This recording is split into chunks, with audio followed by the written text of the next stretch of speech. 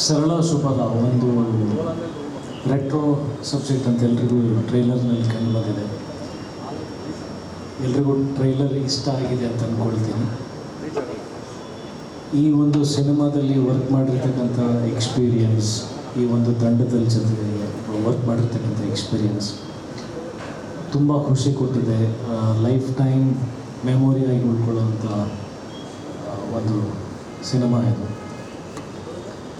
ನಾನು last press ಮೀಟಲ್ಲಿ ಕೂಡ ಹೇಳಿದ್ದೆ, ಒಂದು ಹಿಸ್ಟ್ರಿಗೆ ಹೋಗಿ ಆ ಕಾಲಘಟ್ಟದಲ್ಲಿ ಜೀವಿಸುವಂಥ ಒಂದು ಅವಕಾಶ. ನಾನು 1980ಯಲ್ಲಿ ಹುಟ್ಟಿದ್ದು. ಈ ಸಿನಿಮಾ ನಾನು ಹುಟ್ಟಿರ್ತಕ್ಕಂಥ ಸಮಯದಲ್ಲಿ ನಡೆದಿರ್ತಕ್ಕಂಥ ಸಿನಿಮಾ.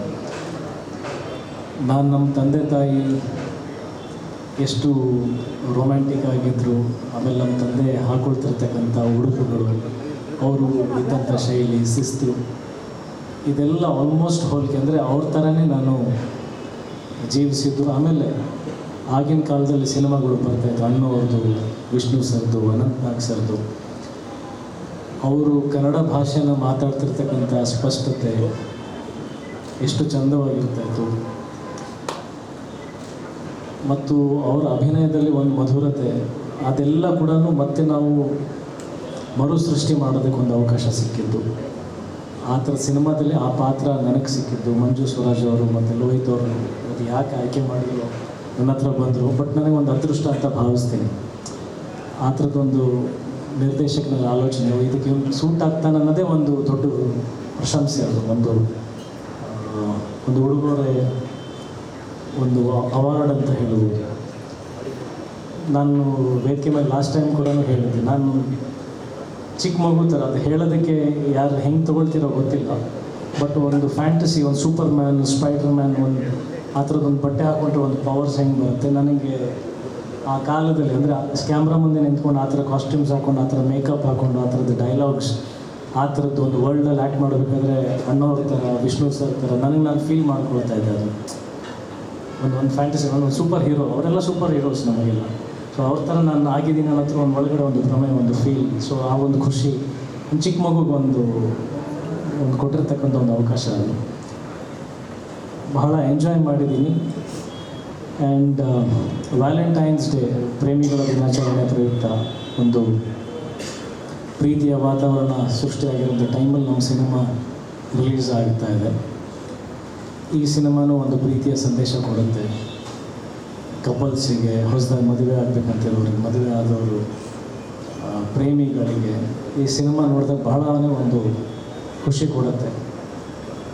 ಎಲ್ಲೋ ಒಂದು ಕಡೆ ಪ್ರೀತಿ ಬಗ್ಗೆ ಇನ್ನೊಂಚೂರು ಇನ್ಸ್ಪೈರ್ ಮಾಡುತ್ತೆ. ಅವತ್ತು ರವಿ ಸರ್ ಪ್ರೇಮಲೋಕದ್ದು ಒಂದು ಇನ್ಸ್ಪಿರೇಷನ್ ಕೊಟ್ಟಿದ್ದರು. ಗೊತ್ತಿಲ್ಲ ಅಷ್ಟು, ಅಂದರೆ ನಮ್ಮೆಲ್ಲರದು ಒಂದು ಪ್ರಯತ್ನ, ಒಂದು ಬೈಕೆ ಸಿನಿಮಾ ಮೇಕರ್ಸ್ ಆಗಿರುತ್ತೆ, ಆ ಥರದ್ದು ಒಂದು ಮ್ಯಾಜಿಕ್ ಸೃಷ್ಟಿ ಮಾಡಬೇಕು ಅಂತ. ಸೊ ಸರಳ ಸುಬ್ಬರಾವ್ ಯೂನಿಟ್ಸ್ ಓನ್ಲಿ ಅದರದ್ದೇ ಆದಂಥ ಒಂದು ತಾಕತ್ತು, ಅದರದ್ದೇ ಆದಂಥ ಒಂದು ಶಕ್ತಿನಲ್ಲಿ ಒಂದು ಪ್ರೇಮವನ್ನು, ಒಂದು ಸಂದೇಶವನ್ನು ಕೊಡುತ್ತೆ. ನಾನು ಖುಷಿಯಾಗಿದ್ದೀನಿ, ನಾನು ಕಾತುರದಿಂದ ಕಾಯ್ತಿದ್ದೀನಿ. ಯಾಕಂದರೆ ಬಹಳಷ್ಟು ವರ್ಷಗಳ ಶ್ರಮ ಇವತ್ತು ತೆರೆ ಮೇಲೆ ಬರುವಂಥ ಸಂದರ್ಭ, ಕಾಲ ಕೂಡಿ ಬರ್ತಾ ಇದೆ. ಕಾಯ್ತಾ ಇದ್ದೀನಿ, ತಾವೆಲ್ಲರೂ ಆಶೀರ್ವಾದ ಮಾಡಬೇಕು, ಪ್ರೇಕ್ಷಕರು ಬಂದು ಥಿಯೇಟ್ರಲ್ಲಿ ಸಿನಿಮಾ ನೋಡಬೇಕು, ಜನ ತುಂಬಿರ್ತಕ್ಕಂಥ ಚಿತ್ರಮಂದಿರಗಳನ್ನು ನಾನು ನೋಡಬೇಕು. ಆ ಥರದ್ದೊಂದು ಆಸೆಗಳಲ್ಲಿ, ಒಂದು ಕನಸಲ್ಲಿದ್ದೀನಿ. 12ನೇ ತಾರೀಕು ಸರಳ ಸುಬ್ಬರಾವ್ ಸಿನಿಮಾ ಬರ್ತಾ ಇದೆ. ಎಲ್ಲರೂ ನೋಡಿ ಆನಂದಿಸಿ, ನಮ್ಮನ್ನು ಆಶೀರ್ವದಿಸಿ ಅಂತ ಹೇಳ್ಕೊಡ್ತೀನಿ. Thank you so much. Trailer ನೋಡಿದ್ದೀರಾ? ಅದೇ ಇವಾಗ ಥಿಯೇಟರ್ ರಿಲೀಸ್ ಆಗುತ್ತೆ. ಅಲ್ಲಿ ನೋಡಿ ಜನ ಮೆಚ್ತಾರೆ ಅನ್ನೋ ಥರ ಅಂದ್ಕೊಂಡಿದ್ದೀವಿ. ಯಾಕಂತಂದರೆ ಸಿಕ್ಕಾಪಟ್ಟೆ ಒಳ್ಳೆ ಸಿನಿಮಾ. ಇವತ್ತು ಫ್ಯಾಮಿಲಿಗೆ ಏನು ಬೇಕು ಅದ್ರದ್ದು ಎಲ್ಲ ಹೂರ್ಣನ ಹಾಕಿ ಮಾಡಿರುವಂಥ ಸಿನಿಮಾ. ಇದರಿಂದ ಆ್ಯಕ್ಚುಲಿ ಹಂಗೆ ನೋಡಿದ್ರೆ ಪ್ರೊಡ್ಯೂಸರ್ದು ಸಿಕ್ಕಾಪಟ್ಟೆ ಶ್ರಮ ಇದೆ. ಈ ಸಿನಿಮಾ ಒಂದು ನನ್ನ ಕೆರಿಯರ್ನಲ್ಲಿ ಫಸ್ಟ್ ಟೈಮ್ ಒಂದು ಕಾದಂಬರಿನ ಆಧರಿಸ್ಕೊಂಡು ಮಾಡಿರುವಂಥ ಸಿನಿಮಾ ಇದೆ ಆ್ಯಕ್ಚುಲಿ. ಸೊ ಇಲ್ಲಿವರೆಗೆ ಹೇಳಿರಲಿಲ್ಲ ನಾವು. ಇದು ತ್ರಿವೇಣಿ ಅವ್ರದ್ದು ಒಂದು ಕಾದಂಬರಿ ಆಧಾರಿತ. ಸೊ ನಾವು ಫಸ್ಟು ಈ ಥರದೊಂದು ಸ್ಕ್ರಿಪ್ಟ್ ಮಾಡ್ಕೊಂಡು ಆದಮೇಲೆ ತ್ರಿವೇಣಿ ಅವ್ರದ್ದು ಕಾದಂಬರಿನ ಅಡಾಪ್ಟ್ ಮಾಡಿಕೊಂಡು ಮಾಡಿದ್ದೀವಿ. ಆಮೇಲೆ ಎಲ್ಲರಿಗೂ ಗೊತ್ತಿರುತ್ತೆ, ತ್ರಿವೇಣಿ ಅವ್ರದ್ದು ಕಾದಂಬರಿಗಳು ಇವತ್ತುವರೆಗೆ ಯಾವ್ಯಾವ ಸಿನಿಮಾ ಆಗಿದೆಯೋ ಕನ್ನಡದಲ್ಲಿ ಅದೆಲ್ಲ ತುಂಬ ಒಳ್ಳೆ ಸಕ್ಸಸ್ ಆಗಿರುವಂಥ ಸಿನಿಮಾ. ಪುಟ್ಟಣ್ಣ ಕಣ್ಗಾಲ್ ಅವರು 2 ಸಿನಿಮಾ ಮಾಡಿದರು. ಅವ್ರದ್ದು ಬೆಳ್ಳಿ ಮೋಡ ಮತ್ತು ಶರಪಂಜರ. ಸೊ ಅದಾದಮೇಲೆ ರಾಜೇಂದ್ರ ಸಿಂಗ್ ಬಾಬು ಅವರು ಹೂವನ್ನು ಮಾಡಿದ್ರು. ಸೊ ಮತ್ತೆ ಈ ಥರ ತ್ರಿವೇಣಿ ಅವ್ರದ್ದು ಎರಾಗ್ ಹೋಗಿ ಮಾಡ್ತಿರೋ ಸಿನಿಮಾ ಚೆನ್ನಾಗಿ ಬಂದಿದೆ. ಇಡೀ ಫ್ಯಾಮಿಲಿಯವರು ಕುತ್ಕೊಂಡು ನೋಡುವಂಥದ್ದು. ಆಮೇಲೆ ಇವತ್ತಿನ ದಿನಕ್ಕೆ ಏನು ಹೇಳ್ತಿದಾರಲ್ಲ, ಫ್ಯಾಮಿಲಿಗೆ ಸಿನಿಮಾ ಬೇಕು ಅಂತ ಖಂಡಿತವಾಗ್ಲೂ ಕಂಪ್ಲೀಟಾಗಿ ಫ್ಯಾಮಿಲಿ ಬಂದು ನೋಡಿ ಎಂಜಾಯ್ ಮಾಡೋದ್ರ ಜೊತೆಗೆ ಅವತ್ತೊಂದು 1970s ಹೇಗಿತ್ತು ಅನ್ನೋದನ್ನ ಒಂದ್ಸಲ ಕೆಲವರು ರೀಕಾಲ್ ಮಾಡ್ಕೋತಾರೆ. ಕೆಲವರು ಈಗಿತ್ತ ನಮ್ಮ ತಂದೆಯವ್ರ ಕಾಲ ಅಥವಾ ನಮ್ಮ ತಾತ ಅವ್ರ ಕಾಲ ಅಂತ ಅಂದ್ಕೊಂಡು. ಅದೇ ಅಜಯ್ ಸರ್ ಹೇಳಿದ್ರು, ಆ್ಯಕ್ಚುಲಿ 1970s ನಾವು ಹುಟ್ಟೂ ಇರಲಿಲ್ಲ, ಬಟ್ ಅದನ್ನ ಸೋರ್ಸ್ ಮಾಡೋಕ್ಕೆ ಸಿಕ್ಕಾಪಟ್ಟೆ ಶ್ರಮ ಆಗಿದ್ವಿ. So thank you. ಎಲ್ಲರೂ ತುಂಬ ಚೆನ್ನಾಗಿ ಆ್ಯಕ್ಟ್ ಮಾಡಿದ್ದಾರೆ. ಅಜಯ್ ಸರು, ಮಿಶಾ ಅವರು. ನಾವೇನು ಅಂದ್ಕೊಂಡ್ವಿ ಸ್ಕ್ರಿಪ್ಟ್ ಬರೀಬೇಕಾದ್ರೆ ಅಷ್ಟೂ ಸ್ಕ್ರೀನಲ್ಲಿ ಬಂದಿದೆ. ಇವಾಗ ನೋಡಿದಿರ ಟ್ರೈಲರು. ಈ ಜಸ್ಟ್ ಜಲಕ್ಕಷ್ಟೇ, ಸಿನಿಮಾ ಇನ್ನೂ ಚೆನ್ನಾಗಿರುತ್ತೆ. ಆಮೇಲೆ ಪ್ರೊಡ್ಯೂಸರ್ಗೆ ಆ್ಯಕ್ಚುಲಿ ಇದು ಹೇಳಬೇಕು, ಬೇಕಂತಂದರೆ ಇದ್ರದ್ದು ಕನಸು ಕಟ್ಟುವಾಗಿಂದ ಜೊತೆಲಿದ್ದು ಇದಕ್ಕೆ ಕಂಪ್ಲೀಟ್ ಎಗ್ಲು ಕೊಟ್ಟು ಎತ್ಕೊಂಡು ಹೋಗಿದ್ದು ಪ್ರೊಡ್ಯೂಸರ್ ಸರು. ಸೊ ಇಡೀ ಟೀಮ್ಗೆ ಥ್ಯಾಂಕ್ ಯು. ನನಗೆ ಸಪೋರ್ಟ್ ಆಗಿ ಇದ್ಕೊಂಡು ಈ ಥರದೊಂದು ಸಿನಿಮಾ ರೀಕ್ರಿಯೇಟ್ ಅಂದರೆ ಲೈಕ್ 1970s ರೀಕ್ರಿಯೇಟ್ ಮಾಡೋದಿದೆಯಲ್ಲ, ಅಷ್ಟು ಸುಲಭ ಅಲ್ಲ. ಆಮೇಲೆ ನನಗೆ ತೋಚಿರೋ ಪ್ರಕಾರ ಇಲ್ಲಿವರೆಗೆ ರೆಟ್ರೋ ಸಬ್ಜೆಕ್ಟ್ಸ್ ಅಂದಾಗ ನಾವು ಮ್ಯಾಕ್ಸಿಮಮ್ ಆ್ಯಕ್ಷನ್ ಬೇಸ್ಗೆ ಹೋಗ್ತಾ ಇದ್ವಿ. ಆ್ಯಕ್ಚುಲಿ ಫಸ್ಟ್ ಟೈಮ್ ಒಂದು ಲವ್ನ ರೀಕ್ರಿಯೇಟ್ ಮಾಡೋದಿದೆಯಲ್ಲ, ಆ್ಯಕ್ಷನ್ ಕ್ರಿಯೇಟ್ ಮಾಡೋದು 100% ಕಷ್ಟ, ಬಟ್ ಲವ್ ಕ್ರಿಯೇಟ್ ಮಾಡೋದು ಅದಕ್ಕಿಂತ ಸಿಕ್ಕಾಪಟ್ಟೆ ಕಷ್ಟ ಆ್ಯಕ್ಚುಲಿ. ಸೊ ಚೆನ್ನಾಗಿ ಬಂದಿದೆ. ಡೆಫಿನೆಟ್ಲಿ ಎಲ್ಲರೂ ಎಂಜಾಯ್ ಮಾಡ್ತಾರೆ. Thank you so much. ಇನ್ನು ಪ್ರಶ್ನೆಗಳಿದ್ರೆ ಏನಾದರೂ ಕೇಳಿ. ಈ ಚಿತ್ರದಲ್ಲಿ ನಟಿಸಿರುವ Raghuraman Koppa sir very short and sweet. ತುಂಬ ಖುಷಿ ಆಯಿತು, ಧನ್ಯವಾದ.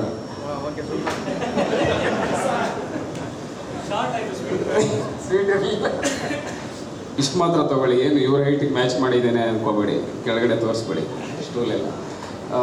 ನನಗೆ ಸಾಕಷ್ಟು ಸಿನಿಮಾಗಳು ಖುಷಿಯಿಂದ ಮಾಡ್ತಿರ್ತೀವಿ, ಆದರೆ ಕೆಲವು ಸಿನಿಮಾಗಳು ಮಾತ್ರ ಸ್ಪೆಷಲ್ ಅನಿಸುತ್ತೆ, ನಮ್ಗೆ ಇಷ್ಟ ಆಗುತ್ತೆ.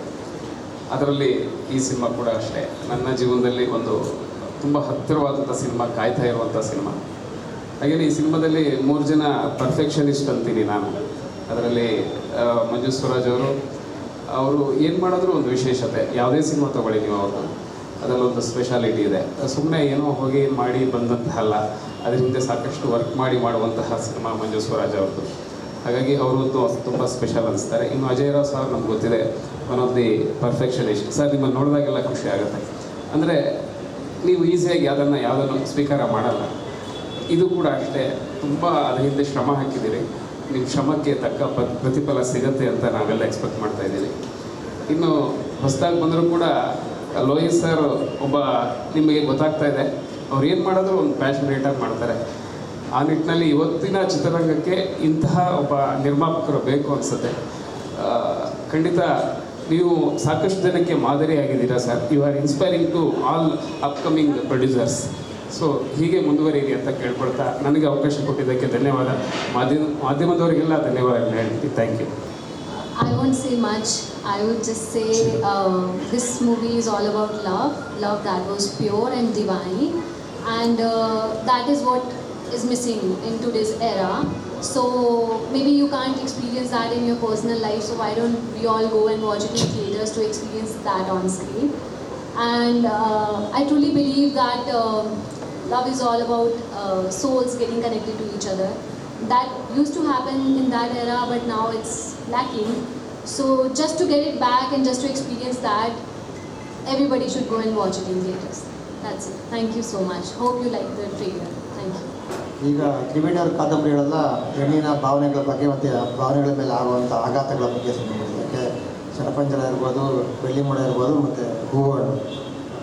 ಈ ಕಥೆನೂ ಅದೇ ಥರ ಇರುತ್ತೆ ಸರ್. ಆ್ಯಕ್ಚುಲಿ ತ್ರಿವೇಣಿ ಅವರು 30ಕ್ಕಿಂತ ಹೆಚ್ಚು ಕಾದಂಬರಿಗಳು ಬರೆದಿದ್ದಾರೆ ಸರ್. ಆದರೆ 2 ಕಾದಂಬರಿಗಳು ಅವರು ಲವ್ ಸ್ಟೋರೀಸ್ ಬರೆದಿರೋದು. ಎಲ್ಲರೂ ಅನ್ಕೋತಾರೆ ಅವ್ರದ್ದು ಸೈಕಾಲಜಿಕಲ್ ಥ್ರಿಲ್ಲರ್ಸ್ ಜಾಸ್ತಿ ಅನ್ನೋ ಕಾರಣಕ್ಕೆ ತ್ರಿವೇಣಿ ಅವರು ಬರೆದಿರೋದೆಲ್ಲ ಅದೇ ಅನ್ನೋ ಥರ ಅಂದ್ಕೊಂಡಿದ್ದಾರೆ. ಆ್ಯಕ್ಚುಲಿ 2 ಕಾದಂಬರಿಗಳು, ಒಂದು ವಸಂತಗಾನ ಮತ್ತು ಇನ್ನೊಂದು ಬಾನು ಬೆಳಗಿತ್ತು. ಇವೆರಡೇ ಕಾದಂಬರಿ ಪ್ಯೂರ್ ಲವ್ನ ತೊಗೊಂಡಿದ್ದಾರೆ ಸರ್. ಎಲ್ಲೂ ಸೈಕಾಲಜಿಕಲ್ ಇದು ಮಿಕ್ಸ್ ಮಾಡಿಲ್ಲ. ಸೊ ಆ ನಿಟ್ಟಿನಲ್ಲಿ ಒಂದು ಲವ್ ಸ್ಟೋರಿ ಹುಡುಕ್ತಾ ಇದ್ವಿ, ಆವಾಗ ನಮಗೆ ಕಣ್ಣು ಬಿದ್ದಿದ್ರು. ಸೊ ನೀವು ಬೆಳ್ಳಿ ಮೋಡ ಅಥವಾ ಹೂವನ್ನು ಆ ಥರದ್ದೇನಿದೆ ಆ ಥರ ನಿರೀಕ್ಷೆ ಮಾಡಿದ್ದಾರೆ. ಇದು pure form of love story. Triveni ಅವ್ರದ್ದು ಕಾದಂಬರಿಗಳಲ್ಲೇ ಸರ್ವಶ್ರೇಷ್ಠ ಕಾದಂಬರಿಗಳಲ್ಲಿ ಆ್ಯಕ್ಚುಲಿ ಇವೆರಡೂ ಕೂಡ ವಸಂತಗಾನ ಮತ್ತು ಬಾನು ಬೆಳಗಿತ್ತು. ಸೊ ಗೊತ್ತಿಲ್ಲ ಯಾಕೆ ಈ ಕಾದಂಬರಿ ಯಾರ ಕಣ್ಣು ಬಿದ್ದಿರಲಿಲ್ಲ ಅಂತ. ನಾನು ಕೇಳ್ಪಟ್ಟಂಗೆ ವಸಂತಗಾನ ಹಿಂದೆ ರಾಜ್ಕುಮಾರ್ ಅವರು ಟ್ರೈ ಮಾಡೋಕ್ಕೆ ಅಂತ ಹೊರಟಿದ್ರು ಅನ್ನೋದು ಒಂದು ಕೇಳ್ಪಟ್ಟಿದ್ದೀನಿ. ಎಷ್ಟು ನಿಜ ಅಂತ ನನಗೆ ಗೊತ್ತಿಲ್ಲ, ಕೇಳ್ಪಟ್ಟಿರೋದಷ್ಟೇ. ಬಟ್ ಆವಾಗ ಇದು ಹೊಸ ಬೆಳಕು ಯಾವುದೋ ಒಂದು ಸಿನಿಮಾ ಬಂತು ಅನ್ನೋ ಕಾರಣಕ್ಕೆ ಇದನ್ನ ಬಿಟ್ಟರು ಅನ್ನೋ ಥರದ್ದು. ಸೊ ಲಕ್ಕಿಲಿ ಆ ತಾಯಿದು ಕಾದಂಬರಿ ನಮಗೆ ಸಿಕ್ತು, ನಾವು ಮಾಡಿದ್ವಿ. ಇಂಡಿಯಾ ಪಾಕಿಸ್ತಾನದ ಕಥೆನಲ್ಲಿ ನೀವೇನಾದ್ರು ಅದಕ್ಕೆ ಇದ್ದದ್ದು ಸನ್ನಿವೇಶಗಳನ್ನ ತೋರಿಸ್ಕೊಂಡಿದ್ದೀರಾ? ಸರ್ ಆ್ಯಕ್ಚುಲಿ ವಸಂತಗಾನ ಬರೆದಿದ್ದು ಆಲ್ಮೋಸ್ಟ್ 50-60ಸ್ನಲ್ಲಿ ಸರ್. ಸೊ 1970ಸ್ನಲ್ಲಿ ಇಂಡಿಯಾ ಪಾಕಿಸ್ತಾನ್ ವಾರ್ ಅಂದರೆ ಬಾಂಗ್ಲಾ ಇಂಡಿಯಾ ವಾರ್ ಆಗುತ್ತೆ. ಅದನ್ನ ಒಂದು ಟ್ವಿಸ್ಟ್ಗೆ ತೊಗೊಂಬರ್ಬೇಕು ಅನ್ನೋ ಕಾರಣಕ್ಕೆ ಇದು ತೊಗೊಂಡ್ವಿ. ಇದು ಪ್ಯೂರ್ಲಿ ನಮ್ಮ ಸ್ಕ್ರೀನ್ ಪ್ಲೇ. ಮತ್ತು ನಿಮ್ಮ ಇದಕ್ಕೆ ಎಷ್ಟು ಬದಲಾಯಿಸ್ಕೊಂಡಿದ್ದೀರಾ? ಸರ್ ಆ್ಯಸ್ ಪರ್ ಅವ್ರದ್ದು ಅಗ್ರಿಮೆಂಟ್ ಪ್ರಕಾರನೇ, ಅಂದರೆ ತ್ರಿವೇಣಿ ಅವ್ರ ಮಗಳ ಜೊತೆ ನಾವು ಅಗ್ರಿಮೆಂಟ್ ಮಾಡ್ಕೊಂಡಾಗ್ಲೇನೆ ಅವ್ರಿಗೆ ಹೇಳಿದ್ವಿ, ಅಂದರೆ 1970s ತೊಗೊಂಬರ್ತೀವಿ ಮತ್ತು ಒಂದಷ್ಟು ಬದಲಾವಣೆಗಳು ಮಾಡ್ಕೋತೀವಿ ಅಂತ ಅಂದ್ಕೊಂಡು, ಎಲ್ಲೂ ಸೋಲ್ ಆಫ್ ಕತೆ ಹೋಗ್ದಂಗೆ ಅದರದ್ದು ಆತ್ಮನ ಎಲ್ಲೂ ತೆಗೆದಂಗೆ ಕೆಲವು ಬದಲಾವಣೆಗಳನ್ನ ನಾವು ಮಾಡ್ಕೊಂಡಿದ್ವಿ ಸರ್.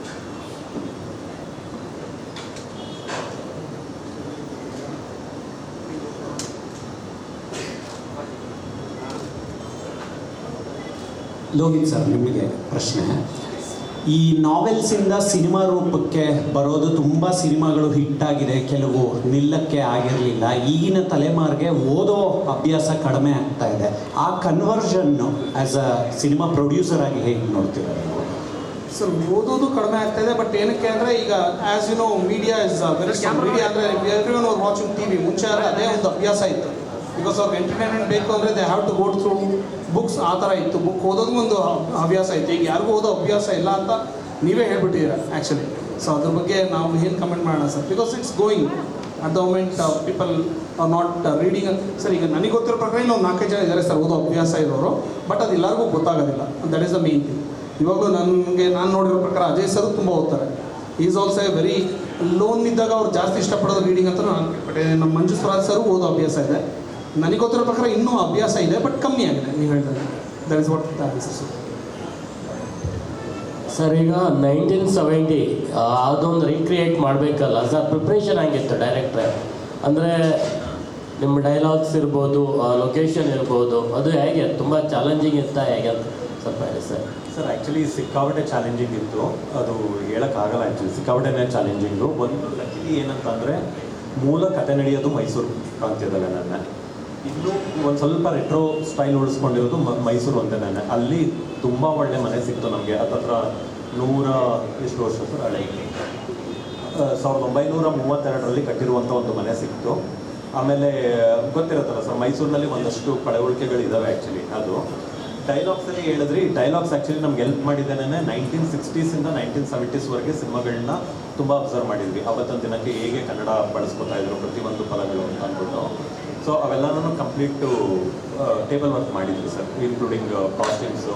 ಆಗ ನೋಡಿದ್ರೆ ಆ್ಯಕ್ಚುಲಿ ರಂಜಿತ್ ಅವರು ಕಾಸ್ಟ್ಯೂಮ್ ಮಾಡಿದ್ದು ಫಸ್ಟ್ ಟೈಮ್ ಅವರು ಮಾಡಿದ್ದು. ಈ ಥರದೊಂದು ದೊಡ್ಡ ಚಾಲೆಂಜ್ ಆ್ಯಕ್ಚುಲಿ ಅವ್ರಿಗೆ ರೆಟ್ರೋ ಕ್ರಿಯೇಟ್ ಮಾಡೋಕ್ಕೆ. ಆಮೇಲೆ ನಾವು ಯಾವಾಗ ಇದನ್ನ ತೊಗೊಂಡ್ವಿ, ಪ್ರತಿಯೊಂದು ಲೈಕ್ ಇನ್ಕ್ಲೂಡಿಂಗ್ ಕಾಲುಂಗ್ರದಿಂದ ಹಿಡಿದು, ತಾಲಿಯಿಂದ ಹಿಡಿದು, ಇವ್ರು ಹಾಕೋ ಹೀರೋ ಸರ್ ಹಾಕೋ ಬಟ್ಟೆಗಳಿಂದ ಹಿಡಿದು, ಕಾಲರಿಂದ ಹಿಡಿದು, ಆಮೇಲೆ ತುಂಬ ಜನ ನಾವು ಅನ್ಕೋತೀವಿ ಆ್ಯಕ್ಚುಲಿ ರೆಟ್ರೋ ಅಂದ ತಕ್ಷಣ ದೊಡ್ಡ ಕಾಲರ್ ಅಂತ ಅಂದ್ಬಿಟ್ಟು. ಆ್ಯಕ್ಚುಲಿ 1970ಸಲ್ಲಿ ಇರಲಿಲ್ಲ ಸರ್. ಆ್ಯಕ್ಚುಲಿ ಅವೆಲ್ಲನೂ ತುಂಬ ಸೂಕ್ಷ್ಮ ಗಮನಿಸಿದ್ವಿ ನಾವು ಆ್ಯಕ್ಚುಲಿ. ಆಮೇಲೆ ಅವರು ಇಂಗ್ಲೀಷ್ ಪ್ರೊಫೆಸರಾಗಿ ಕೆಲಸ ಮಾಡ್ತಾರೆ ಈ ಸಿನಿಮಾದಲ್ಲಿ. ಅಲ್ಲಿ ಅವ್ರು ಯೂಸ್ ಮಾಡೋ ಸೂಟು ಅದಕ್ಕೆ ಎಷ್ಟು ಬಟನ್ಸ್ ಇತ್ತು ಅಂತ ಕೂಡ ಸ್ಟಡಿ ಮಾಡಿದ್ವಿ ಆ್ಯಕ್ಚುಲಿ. ಯಾಕಂದರೆ ಇವಾಗ 2 ಬಟನ್ ಇದೆ, ಆವಾಗ ಬೇರೆ ಥರ ಇತ್ತು. ಆ ಥರದ್ದೆಲ್ಲನೂ ಪ್ರಿಪ್ರೇಷನ್ಸ್ ಆಗಿತ್ತು. ಮೋರ್ ಓವರ್ ಇದಕ್ಕೆ ನಿಜವಾಗ್ಲೂ ಬೆಂಬಲವಾಗಿ ನಿಂತ್ಕೊಂಡಿದ್ದು ಪ್ರೊಡ್ಯೂಸರೇ. ಯಾಕಂತಂದರೆ ಒಂದು ರೆಟ್ರೋ ಕ್ರಿಯೇಟ್ ಮಾಡ್ತೀವಿ ಅಂತ ಅಂದಾಗ ಆಬ್ವಿಯಸ್ಲಿ ದುಡ್ಡು ಸಿಕ್ಕಾಪಟ್ಟೆ ಖರ್ಚಾಗುತ್ತೆ. ಯಾಕಂತಂದರೆ ನಿಮಗೆ ರೆಟ್ರೋ ಕ್ರಿಯೇಟ್ ಮಾಡ್ತಿದ್ದೀವಿ ಅಂದ ತಕ್ಷಣ ಬರೀ ಲೊಕೇಶನ್ನು, ಲೊಕ್ಯಾಲಿಟಿ ಇದು ಮಾತ್ರ ಆಗಲ್ಲ. ಇವತ್ತೊಂದು ಜನಗಳನ್ನ ಅವಾಯ್ಡ್ ಮಾಡಬೇಕಾಗುತ್ತೆ ರೋಡ್ಸಲ್ಲಿ, ಈ ಥರದ್ದೆಲ್ಲ ಇರುತ್ತೆ. ಆ ಥರ ಚಾಲೆಂಜ್. ಎಲೆಕ್ಟ್ರಿಕ್ ಕೇಬಲ್ಸು, ಆಮೇಲೆ ಸ್ಕ್ಯಾನರ್ಸ್ಗಳು, ಆಮೇಲೆ ನಿಮಗೆ ಗೋಡೆ ಮೇಲಿರೋ ಭಿತ್ತಿ ಚಿತ್ರಗಳು, ಇವೆಲ್ಲ ಇರುತ್ತೆ. ಆಮೇಲೆ ನಾವಲ್ಲಿ ಮಹಾರಾಜ ಕಾಲೇಜು, ಆಮೇಲೆ ಹಾಸ್ಪಿಟಲ್ಸ್, ಈ ಥರದ್ದೆಲ್ಲನೂ ಚೂಸ್ ಮಾಡಿದ್ವಿ ಆ್ಯಕ್ಚುಲಿ ಅಲ್ಲಿ. ಈಗ ನೀವೇನು ಹಾಸ್ಪಿಟಲ್ ನೋಡಿದ್ರೋ ಅದು ಕಂಪ್ಲೀಟ್ ಸೆಟ್ ಸರ್ ಅದು ಆ್ಯಕ್ಚುಲಿ. ಸೊ ಆ ಥರದೊಂದು ಸೆಟ್ನ ಕ್ರಿಯೇಟ್ ಮಾಡೋದಿದೆಯಲ್ಲ, ಅದು that definitely goes to producer. ಯಾಕಂದರೆ ಆ ಕ್ರೆಡಿಟ್ ಕಂಪ್ಲೀಟ್ ಅವ್ರಿಗೆ ಹೋಗಬೇಕು. ಯಾಕಂದರೆ ನಾವು ಅದೊಂದು ಪಾಳು ಬಿದ್ದಿದ್ದೊಂದು ಬಂಗ್ಲೆ ಅದು, ಆ ಬಂಗ್ಲೆನ ನಾವು ತಗೊಂಡು ಕಂಪ್ಲೀಟ್ ಹಾಸ್ಪಿಟಲ್ ಮಾಡಿದ್ವಿ ನಾವು ಆ್ಯಕ್ಚುಲಿ ಅದನ್ನ ತಗೊಬಂದು. ಆಮೇಲೆ ಆರ್ಟ್ ಡೈರೆಕ್ಟ್ರಿಗೆ ಆ ವಿಷಯಕ್ಕೆ ನಾನು ಥ್ಯಾಂಕ್ಸ್ ಹೇಳಬೇಕು. ಯಾಕಂತಂದರೆ ಅವತ್ತೊಂದು ದಿನಕ್ಕೆ ಸ್ಟ್ರೆಚಸ್ಸಿಂದ ಹಿಡಿದು ಪ್ರತಿಯೊಂದು ಬೇರೆ ಥರ ಇತ್ತು. ಅದನ್ನೆಲ್ಲ ಸೋರ್ಸ್ ಮಾಡಿ ಅವರು ತೊಗೊಂಬಂದರು ಇದೆಲ್ಲನೂ. ಆಮೇಲೆ ಭಾಷೆ ಮೇಲೆ ಆಬ್ವಿಯಸ್ಲಿ ಅಜಯ್ ಸರ್ಗೆ ಅದೊಂದು ಹಿಡಿತಾ ಇತ್ತು ಆ್ಯಕ್ಚುಲಿ ಕನ್ನಡದ್ದು. ಇವ್ರಿಗೆ ಪರಿ ಅಂತ ಒಂದು ಹುಡುಗಿ ಇದ್ದಾರೆ, ಅವರು ಕಂಪ್ಲೀಟ್ ಒಂದೊಂದು ಪದಗಳನ್ನು ಎಲ್ಲೂ ಮಿಸ್ ಆಗಬಾರ್ದು. ಯಾಕಂದರೆ ನಮ್ಗೆ ಕಂಡು ಕಾಣದೇ ಇರೋ ಥರ ಇಂಗ್ಲೀಷ್ ಇನ್ಕೋದಾಗಲಿ ಬೇರೆ ಥರ ಇನ್ಕೋದಾಗಲಿ ಆಗಿರುತ್ತೆ ಆ್ಯಕ್ಚುಲಿ. ಅದೆಲ್ಲ ಇದು ಮಾಡಿದ್ವಿ. ಸೊ ಓವರ್ ಆಲ್ ಟೀಮ್ ಕೆಲಸ ಸರ್ ಇದು ಆ್ಯಕ್ಚುಲಿ, ಓವರ್ ಆಲ್ ಟೀಮ್ ಕೆಲಸ ಸರ್. ಒಟ್ಟಾರೆ 63 ದಿನ ಶೂಟಿಂಗ್ ಆಗಿದೆ ಸರ್. ಸರ್, ಈಗ ನೀವು ಹೇಳಿದ್ರಿ 1970s ಅದ್ರ ಜೊತೆಗೆ ಕಾದಂಬರಿ ಆಧಾರಿತ ಚಿತ್ರ ಅಂತ ಹೇಳ್ಬಿಟ್ಟು, ಆ ಒಂದು ಆಗಿನ ಭಾಷಾ ಶೈಲಿಯೇ ಬೇರೆ, ಈಗಿನ ಮಾತನಾಡುವಂಥ ಸಂದರ್ಭದಲ್ಲಿ ಇಂಗ್ಲೀಷು ಕನ್ನಡ ಎರಡು ಮಿಕ್ಸ್ ಮಾಡ್ತಾರೆ. ಬಟ್ ಅವ್ರಿಗೆ ಅಂದರೆ ಇದಕ್ಕಿಂತ ಮುಂಚೆ ಕನ್ನಡದ ನಟಿಯರಿಗೆ ಯಾರಿಗಾದ್ರೂ ಅಪ್ರೋಚ್ ಮಾಡಿದ್ರೆ ಅಥವಾ ಅವ್ರು ಫಸ್ಟ್ ಅಪ್ರೋಚ್ ಮಾಡಿದ್ದ ಅಂತ?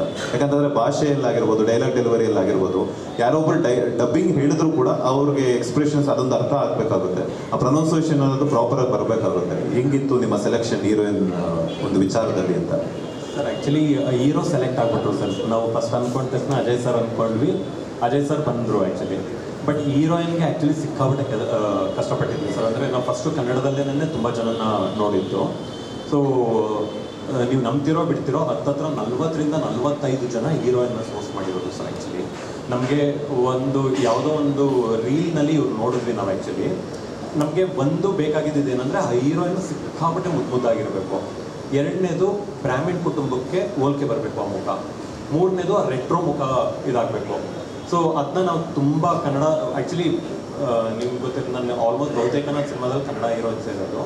ಸೊ ಇದರಲ್ಲಿ ನಾವು ತುಂಬ ಜನನ ಟ್ರೈ ಮಾಡಿದ್ವಿ. ಕೊನೆಗೆ ಸಿಗದೇ ಇರೋ ಪಕ್ಷದಲ್ಲಿ ಕೊನೆಗೆ ಹೇಗಾಗೋಯ್ತು ಅಂದರೆ ನಾನು ಪ್ರೊಡ್ಯೂಸರು ರಸ್ತೆಯಲ್ಲಿ ಹೋಗೋರ್ನೆಲ್ಲ ಇದು ಮಾಡ್ತಾಯಿದ್ವಿ ಆ್ಯಕ್ಚುಲಿ. ಇವ್ರನ್ನ ಮಾಡ್ಬೋದಾ ಹೀರೋಯಿನ್ನು, ಇವ್ರನ್ನ ನೋಡ್ಬೋದಾ ಎಲ್ಲ. ಫೈನಲಿ ಒಂದು ರೀಲಲ್ಲಿ ನೋಡಿದ್ವಿ ಅವ್ರನ್ನ. ಆಮೇಲೆ ಕರ್ಕೊಬಂದಾದ್ಮೇಲೆ ಸುಮ್ಮನೆ ಕುತ್ಕೊಂಡು ಯೋಚನೆ ಮಾಡಿ ಓಕೆ ಇವ್ರು ಹೀರೋಯಿನ್ ಅಂತ ಚೂಸ್ ಮಾಡಿದಲ್ಲ ಸರ್. ಫಸ್ಟ್ ಅವ್ರನ್ನ ಕರೆಸಿ ಮಾತಾಡಿ ಬ್ಯಾಂಗ್ಳೂರಿಗೆ. ಸೊ ಅವರು ಮಾಡ್ಬೋದಾ ಇದನ್ನ ಅನ್ನೋದೆಲ್ಲ ನಾವು ಒಂದು ಸ್ವಲ್ಪ ಇದು ಮಾಡಿ, ಸೊ ಆ ಕಾಸ್ಟ್ಯೂಮ್ಸ್ ಇದ್ರ ಮೇಲೆ ಇವ್ರ ಮೇಲೆ ಕುತ್ಕೊಂಡ್ರೆ ಹೇಗೆ ಕುತ್ಕೊಳ್ಳುತ್ತೆ ಆ ಥರದ್ದೆಲ್ಲ ನಾನು. ಆಮೇಲೆ ಓವರ್ ಆಲ್ ಡೈರೆಕ್ಷನ್ ಡಿಪಾರ್ಟ್ಮೆಂಟ್ ಸಿಕ್ಕಾಪಟ್ಟೆ ಶ್ರಮ ಪಡ್ತಾರೆ ಸರ್ ಆ ವಿಷಯದಲ್ಲಿ, ಹೀರೋಯಿನ್ನ ಆ ಹಂತಕ್ಕೆ ತೊಗೊಂಬರೋಕ್ಕೆ. ಆಮೇಲೆ ಇವರು ಏನು ಕಡಿಮೆ ಇಲ್ಲ ಆ್ಯಕ್ಚುಲಿ. ಕೂತಿದ್ರೆ, ಊಟ ಮಾಡ್ತಿದ್ರೆ, ಮಲಗಿದ್ರೆ ಎಲ್ಲ ನಮ್ಮ ಡೈಲಾಗ್ಸ್ಗಳನ್ನ ಪ್ರಾಕ್ಟೀಸ್ ಮಾಡ್ತಾಯಿದ್ರು ಆ್ಯಕ್ಚುಲಿ. ಸೊ ಹಾಗೆ ಹೀರೋಯಿನ್ನು ಅಂದರೆ ಇಲ್ಲೆಲ್ಲ ಸೋರ್ಸ್ ಮಾಡಿ ನಾವು ಸಿಗದೇ ಇದ್ದಾಗ ಲಕ್ಕಿಲಿ ಸರ್ ಒಂದೊಂದು ಕತೆ ಅದು ಕರ್ಸ್ಕೊಂಬಿಟ್ಟಿರುತ್ತೆ ಸರ್. ಇವರು ಹೀರೋ, ಇವ್ರು ಹೀರೋಯಿನ್ ಅಂತ ಜಸ್ಟ್ ನಾವು ಹುಡುಕ್ತಾ ಇರ್ತೀವಿ ಅಷ್ಟೇ ದುರ್ಬಿನ್ ಹಾಕೊಂಡು. ಅದು ಗೊತ್ತಿರುತ್ತೆ ಸರ್ ಯಾರು ಬೇಕು ನನಗೆ ಇದಕ್ಕೆ ಅಂತ. ಅದು ಆಯ್ಕೆ ಮಾಡ್ಕೊತು ನಮ್ಗೆ ಇಬ್ಬರು ಸಿಗುತ್ತೆ. ಅಜಯ್ ಸರ್, ಈ ಕೃಷ್ಣ ಲೀಲಾ, ಕೃಷ್ಣನ್ ಲವ್ ಸ್ಟೋರಿ, ತಾಜ್ ಮಹಲ್ಲು ಈ ಎಲ್ಲ ಚಿತ್ರಗಳಲ್ಲೂ ಪ್ರೀತಿನೇ ಜೀವಾಳ ಆಗಿತ್ತು. ಈ ಸಲನೂ ಲವ್ ನಿಮ್ಮ ಕೈ ಹಿಡಿಯುತ್ತಾ?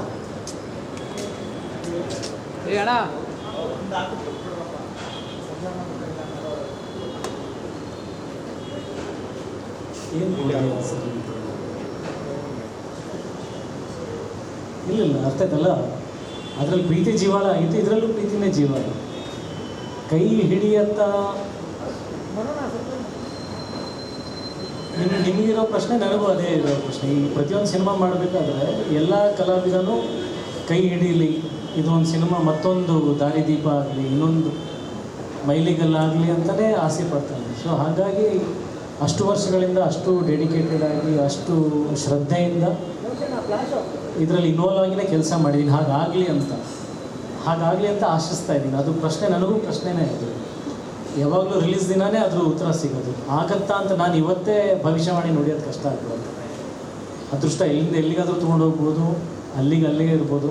ಒಟ್ಟಿನಲ್ಲಿ ಒಂದು ಧೈರ್ಯ ಏನಪ್ಪ ಅಂತಂದರೆ ಎಲ್ಲೂ ಕೂಡ ಸಿನಿಮಾ ಚೆನ್ನಾಗಿಲ್ಲಪ್ಪ ಅಂತಂದ್ಬಿಟ್ಟು ನನ್ನ ಕರಿಯರ್ ಇದರಿಂದ ಖಂಡಿತ ಹೇಳಿಯಲ್ಲ, ಅದಕ್ಕೆ ಧಕ್ಕೆ ಅಂತೂ ಬರಲ್ಲ. ನೋಡಿರ್ತಕ್ಕಂಥ ಪ್ರೇಕ್ಷಕ ಬೈಕೊಂಡಂತೂ ಹೋಗಲ್ಲ. ಅಷ್ಟು ನಂಬಿಕೆ ನನಗೆ, ಅಷ್ಟು ಗ್ಯಾರಂಟಿ ಕೊಡಬಲ್ಲೆ. ಈ ಎಷ್ಟು ಮಟ್ಟಕ್ಕೆ ಕೈ ಹಿಡಿಯುತ್ತೆ? ಡೈರೆಕ್ಟರ್ ಅವ್ರಿಗೆ ಒಂದು ಪ್ರಶ್ನೆ, ಎರಡು ಪ್ರಶ್ನೆಗಳಿದೆ. ಇವತ್ತಿನ ಕಾಲಘಟ್ಟದಲ್ಲಿ ಕಾದಂಬರಿ ಆಧಾರಿತ ಸಿನಿಮಾ ನಿರ್ಮಾಣ ಮಾಡೋದೇ ಬಿಗ್ಗೆಸ್ಟ್ ರಿಸ್ಕ್. ಆ ರಿಸ್ಕಿಗೆ ತಾವು ಕೈ ಹಾಕಿದ್ದೀರಾ. ಎರಡನೇದು, 50ರ ದಶಕ 2025 ಸುಮಾರು ಒಂದು 5 ದಶಕಗಳಿಗಿಂತಲೂ ಅಲ್ಲೊಂದು ಗ್ಯಾಪ್ ಇದೆ, ಬಿಗ್ಗೆಸ್ಟ್ ಡಿಸ್ಕನೆಕ್ಟ್ ಇದೆ ಅಲ್ಲಿ. ಅವತ್ತಿನ ಭಾವನೆ ಬೇರೆ, ಇವತ್ತಿನ ಭಾವನೆ ಬೇರೆ, ಅವತ್ತಿನ ಪ್ಯೂರ್ ಲವ್ವೇ ಬೇರೆ, ಇವತ್ತಿನ ಅಬ್ಯೂಸ್ ಆಫ್ ಲವ್ವೇ ಬೇರೆ, ಅವತ್ತಿನ ಪ್ರೇಕ್ಷಕರ ನಿರೀಕ್ಷೆಗಳೇ ಬೇರೆ, ಇವತ್ತಿನ ಪ್ರೇಕ್ಷಕರ ನಿರೀಕ್ಷೆಗಳೇ ಬೇರೆ. ಅವತ್ತಿದ್ದು ರಂಗಭೂಮಿ ಸಿನಿಮಾ ನಾಟಕ ಬಿಟ್ಬಿಟ್ರೆ ಇವತ್ತು OTT. ಸೊ ಇವತ್ತಿನ ಜನ್ರೇಷನ್ಗೆ ಈ ರಿಲೇಟ್ ಆಗಬೇಕಲ್ಲ, ಈ ಕಂಟೆಂಟ್ ರಿಲೇಟ್ ಆಗಬೇಕಲ್ಲ. ಸೊ ಆ ಒಂದು ಚಾಲೆಂಜನ್ನು ಯಾವ ರೀತಿ ನೀವು ನಿಭಾಯಿಸಿರಿ ಅಂತಕ್ಕಂಥದ್ದು, ಅಂದರೆ ಅವತ್ತಿನ ಕಂಟೆಂಟ್ ಇವತ್ತಿನ ಜನ್ರೇಷನ್ಗೆ ರಿಲೇಟ್ ಆಗುತ್ತಾ ಅಂತಕ್ಕಂಥದ್ದು ಒಂದು ಪ್ರಶ್ನೆ ಬರ್ತದೆ. ಸರ್ ಆ್ಯಕ್ಚುಲಿ ಈ ಪ್ರಶ್ನೆ ಡೈರೆಕ್ಟ್ರಿಗಲ್ಲ ಸರ್, ಇದು ಪ್ರೊಡ್ಯೂಸರ್ಗೆ ಆ್ಯಕ್ಚುಲಿ. ಯಾಕೆ ಅಂತಂದರೆ ನಿಮ್ಗೆ ಗೊತ್ತು ಸರ್, ನಾವು ಏನೇನೋ ಪ್ರಾಜೆಕ್ಟ್ನ ಪಿಚ್ ಮಾಡ್ತಿರ್ತೀವಿ ಆ್ಯಕ್ಚುಲಿ. ನಮಗೊಂದಿರುತ್ತೆ ನಾವು ಈ ಥರ ತೋರಿಸ್ಬೇಕು, ನಾವು ಈ ಥರ ಡೈರೆಕ್ಟ್ ಮಾಡಬೇಕು ಅನ್ನೋ ಥರದ್ದೆಲ್ಲ. ನೀವು ಪ್ರೊಡ್ಯೂಸರ್ ಕೇಳಬೇಕು, ಇದು ಅವ್ರು ಪಿಚ್ ಮಾಡಿದ್ರಲ್ಲ ನಿಮಗೆ ಧೈರ್ಯ ಬಂತು ಈ ಸಿನಿಮಾ ಮಾಡೋಕ್ಕೆ ಅಂತ ಅಂದ್ಕೊಂಡು. ಸೊ ನಿಮ್ಮ ಮೊದಲನೇ ಪ್ರಶ್ನೆಗೆ ಡೆಫಿನೆಟ್ಲಿ ಅದು ಪ್ರೊಡ್ಯೂಸರ್ ಆನ್ಸರ್ ಮಾಡಬೇಕು ಸರ್. ಯಾಕಂದರೆ ನಿಮ್ಗೆ ಗೊತ್ತಿರುತ್ತೆ ಸರ್, ಡೈರೆಕ್ಟರ್ ಅಂದಮೇಲೆ ನಾವು ಎಲ್ಲ ಥರ ಪ್ರಾಜೆಕ್ಟ್ಸ್ನ ಸರ್, ಎಲ್ಲ ಡೈರೆಕ್ಟರ್ಗಳಿಗೂ ಆಸೆ ಇದ್ದಂಗೆ ನನಗೂ ಇರುತ್ತೆ ಸರ್. ಆ್ಯಕ್ಚುಲಿ ಏನೋ ಒಂದು ಹೊಸದು ಮಾಡಬೇಕು, ಏನೋ ಒಂದು ಹೊಸ ಥರ ತೋರಿಸ್ಬೇಕು, ನನ್ನ ಗುರುತಿಸ್ಕೋಬೇಕು, ನಾನು ಶಾಣೆ ಹಿಡಿಬೇಕು ಅನ್ನೋ ಥರದ್ದೆಲ್ಲ ಇರುತ್ತೆ. ಸೊ ನಾವು ತೊಗೊಂಡು ಹೋಗಿ ಪ್ರೊಡ್ಯೂಸರ್ ಹತ್ರ ಇಟ್ಟಾಗ ಅವ್ರು ಹೆಂಗೆ ಧೈರ್ಯ ಮಾಡಿದ್ರು ಅನ್ನೋದು ಅವ್ರು ಹೇಳ್ಬೇಕು ಆ್ಯಕ್ಚುಲಿ. ಎರಡನೇ ಪ್ರಶ್ನೆ, ಇವತ್ತಿಗೆ ರಿಲೇಟ್ ಆಗುತ್ತಾ ಅನ್ನೋ ಥರದ್ದು ಸರ್. ಕೆಲವು ವಿಷಯಗಳಿರುತ್ತೆ ಸರ್, ಇವತ್ತಲ್ಲ ಸರ್, ಇನ್ನೂ 100 ವರ್ಷ ಹೋದ್ರೂ ಪ್ರೀತಿನಲ್ಲೇ ಸ್ವಲ್ಪ ಬದಲಾವಣೆಗಳಾಗಿರ್ಬೋದು ಆ್ಯಕ್ಚುಲಿ. ಹಾಗಂತ ಅಂದ್ಬಿಟ್ಟು ಪ್ಯೂರ್ ಲವ್ ಇಲ್ಲ ಅಂತ ನಾವು ಹೇಳೋಕ್ಕಾಗಲ್ಲ ಆ್ಯಕ್ಚುಲಿ. ಎರಡನೇದು ಏನಂತಂದರೆ, ಈ ಕತೆ ನಾವು ಆಯ್ಕೆ ಮಾಡಿಕೊಂಡಾಗ ಒಂದು ನಮ್ಗೆ ಅನಿಸಿದ್ದು, ನೀವು ಹೆಂಗೆ ಕೇಳಿದ್ರು ಇದೇ ಥರ ನಮಗೆ ಒಂದಷ್ಟು ಪ್ರಶ್ನೆಗಳು ಬಂತು ನಾವು ಡಿಸ್ಕಷನ್ಸಲ್ಲಿ ಕೂತಿದ್ದಾಗ.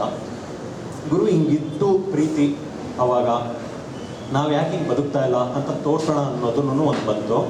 ಆಮೇಲೆ ಒಂದು ಸರ್, ಲವ್ ಸ್ಟೋರೀಸ್ಗೆ ಯಾವತ್ತೂ ಸಾವಿಲ್ಲ ಸರ್. ನೀವು ಯಾರಾದ್ರು ತೋರಿಸ್ತಾ ಇದ್ದೀರಾ ಅನ್ನೋದಲ್ಲ ಇಂಪಾರ್ಟೆಂಟ್ ಆ್ಯಕ್ಚುಲಿ, ಅದು ಹೇಗೆ ತೋರಿಸ್ತೀರಾ. ಸೊ ನಮಗೆ ಮೋಸ್ಟ್ ಚಾಲೆಂಜ್ ಅನಿಸಿದ್ದು ನೀವು ಹೇಳ್ದಂಗೆ 50-60ನೇ 1950s 60s ಕಾದಂಬರಿ ಹಿಂಗೆ ಇವತ್ತಿಗೆ ಅಡಾಪ್ಟ್ ಮಾಡಿದ್ರಿ ಅಂತ ಅಂದ್ಕೊಂಡು, ಪ್ರಾಮಾಣಿಕವಾಗೂ ಅವತ್ತಿನ ಕಥೆನ ಇವತ್ತಿಗೆ ಅಡಾಪ್ಟ್ ಮಾಡಿದ್ವಿ ಸರ್. ಅದ್ರ ಮೇಲೆ ಸಿಕ್ಕಾಬಟ್ಟೆ ಗ್ರೌಂಡ್ ವರ್ಕ್ಗಳಾಯ್ತು ಆ್ಯಕ್ಚುಲಿ. ಇವತ್ತು ಹೆಂಗೆ ಕನೆಕ್ಟ್ ಆಗ್ತಾರೆ ಅದು ಆ ಥರದ್ದೆಲ್ಲ. ಸೊ ಅವತ್ತಂದೇ ಕಥೆ ಆಗಿದ್ರು ನಾನು ಮಾಡಿರೋದು ಇವತ್ತಿನ ಪ್ರೇಕ್ಷಕರುಗಳನ್ನ ದೃಷ್ಟಿಕೋನದಲ್ಲಿ ಇಟ್ಕೊಂಡು ಸರ್. ಸೊ ನಿಮ್ಮ ಮೊದಲನೇ ಪ್ರಶ್ನೆಗೆ ಅದೇ ಪ್ರೊಡ್ಯೂಸರ್ ಆನ್ಸರ್ ಮಾಡ್ತಾರೆ, ಹೆಂಗೆ ಧೈರ್ಯ ಮಾಡಿದ್ರಿ ನೀವು. ರಘು ಸರ್, ಮುಂಚೆ ಎಲ್ಲ ಅಂದರೆ ಸಿನಿಮಾಗಳಲ್ಲಿ ಒಬ್ಬ ನಾಯಕ ನಟ ಎಷ್ಟು ಇಂಪಾರ್ಟೆಂಟ್ ಆಗಿರ್ತಿದ್ರು, ಜೊತೆಗೆ ಕೆಲಸ ಮಾಡುವಂತಹ ಸಹನಟರು ಕೂಡ ಇಂಪಾರ್ಟೆಂಟ್ ಆಗಿರ್ತಿದ್ರು. ಅದು ಫಾರ್ ಎಕ್ಸಾಂಪಲ್ ನಾನು ನರಸಿಂಹರಾಜು ಸರಿಂದ ತೊಗೊಳ್ತೀನಿ. ಅದು ಆಯಾ ಕಾಲದ ಚಿಕ್ಕಣ್ಣರು ಕೂಡ ಬಂತು. ಇತ್ತೀಚೆಗೆ ಅಂದರೆ ನಾನು ನಿಮ್ಮ ಸಿನಿಮಾಗಳನ್ನು ನೋಡ್ತಿರೋದ್ರಿಂದ ನೀವು ತುಂಬ ಬ್ಯುಸಿಯಾಗಿದ್ದೀರಿ, ಭಾಳಷ್ಟು ಸಿನಿಮಾಗಳಲ್ಲಿ ನೀವು ಕಾಣಿಸ್ಕೊತಿದ್ದೀರಿ. ಸೊ ಈ ಸರಳ ಸುಬ್ಬರಾವ್ ಸಿನಿಮಾಗೆ ನೀವು ಕೊಟ್ಟಂಥ ಡೇಟ್ಸ್ ಎಷ್ಟು ದಿನ ಆಗಿತ್ತು, ಎಷ್ಟು ಡೇಟ್ಸ್ ಕ್ಯಾನ್ಸಲ್ ಆಯಿತು, ಎಷ್ಟು ಸಿನಿಮಾಗಳನ್ನು ಮಾಡಿದ್ರಿ, ಎಷ್ಟು ದುಡ್ಡು ಮಾಡಿದ್ರಿ ಅಂತ? ಇಲ್ಲ, ತುಂಬ ದಿನ ನಾನು ವರ್ಕ್ ಮಾಡಲಿಲ್ಲ ಇದರಲ್ಲಿ. ಒಂದು 6 ದಿನ ಅನಿಸುತ್ತೆ ಟೋಟಲಾಗಿ ನಾನು ವರ್ಕ್ ಮಾಡಿ. 6ರಿಂದ 7 ದಿನ ಇರಬೇಕು, ಇನ್ನೂ ಕಡಿಮೆನೇ ಗೊತ್ತಿಲ್ಲ. ಅದೇ 6ರಿಂದ 7 ದಿನ ಅಷ್ಟೇ. ಡೇಟ್ ಕ್ಲಾಶ್ ಆಗೋದು ಇದ್ದೇ ಇರುತ್ತೆ, ನಿಮ್ಗೆ ಗೊತ್ತಿದೆ. ಎಲ್ಲೋ ಒಂದು ಕಡೆ ಅದನ್ನು ಮ್ಯಾಚ್ ಮಾಡಿಕೊಂಡು ಅಡ್ಜಸ್ಟ್ ಮಾಡ್ಕೊಂಡು ಹೋಗಿ ಕೊನೆಗೆ ಸುಲಭ ಆಯಿತು ಈ ಸಿನಿಮಾ. ನನಗೆ ಈ ಸಿನಿಮಾ ಮಾಡಲೇಬೇಕು ಅಂತಿತ್ತು. ನನಗೆ ಮಂಜು ಸರ್ ಅವ್ರ ಕತೆ ಹೇಳಿದಾಗ, ಲೋಹಿತ್ ಸಾರು ಮಾತಾಡಿದಾಗ ಈ ಸಿನಿಮಾ ಬಿಡಬಾರ್ದು ಅಂತ. ಅಂದರೆ ಇದರಲ್ಲಿ ಆ್ಯಕ್ಟ್ ಮಾಡಿದವ್ರು ಎಲ್ಲರೂ ಅದನ್ನೇ ಹೇಳ್ತಾರೆ ಅನಿಸುತ್ತೆ. ಅಂದರೆ ಅದಷ್ಟು ಕುತೂಹಲವಾಗಿದೆ. ಅಂದರೆ ಈ ಥರ ಸಿನಿಮಾದಲ್ಲಿ ನಾವು ಭಾಗಿಯಾಗಿದ್ದೀವಲ್ಲ ಅಂತ ನಮ್ಮ ಜೀವನ ಪೂರ್ತಿ ನೆನ್ಪಿಟ್ಕೋಬೋದು. ಹಾಗಾಗಿ ಖಂಡಿತ ಯಾರು ಈ ಸಿನಿಮಾನ ಬಿಡಲ್ಲ ಅನಿಸುತ್ತೆ ಈ ಕತೆ ಕೇಳಿದಾಗ.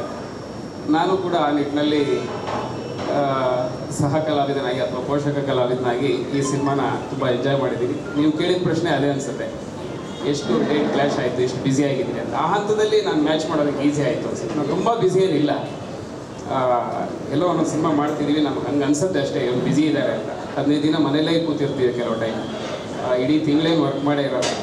ನೋಡೋರಿಗೆ ಮಾತ್ರ ಆ ಸಿನಿಮಾಗಳು ಬಂದಾಗ ಬ್ಯುಸಿ ಇದ್ದಾರೆ ಅನಿಸುತ್ತೆ. ನಾವು ಬ್ಯುಸಿ ಥರ ಆ್ಯಕ್ಟು ಮಾಡ್ತೀವಿ ಒಂದೊಂದಷ್ಟು, ಹಾಗಿದ್ದೀವಿ ಅನ್ನೋ ಥರ.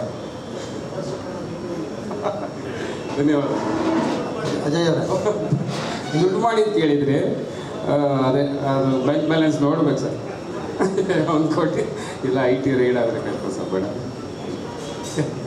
ಅಜಯ್ ಅವರೇ, ಆ ಶೈಲಿಗಳ ಬದಲಾಗ್ತಾ ಬಂದಿದೆ. ಹಳೆ ಚಿತ್ರಗಳು ನೋಡ್ತಾ ಇದ್ದಂಗೆ ಪ್ರತಿಯೊಂದು ದಶಕಕ್ಕೂ ಕೂಡ ಬದಲಾವಣೆ ಆಗಿದೆ.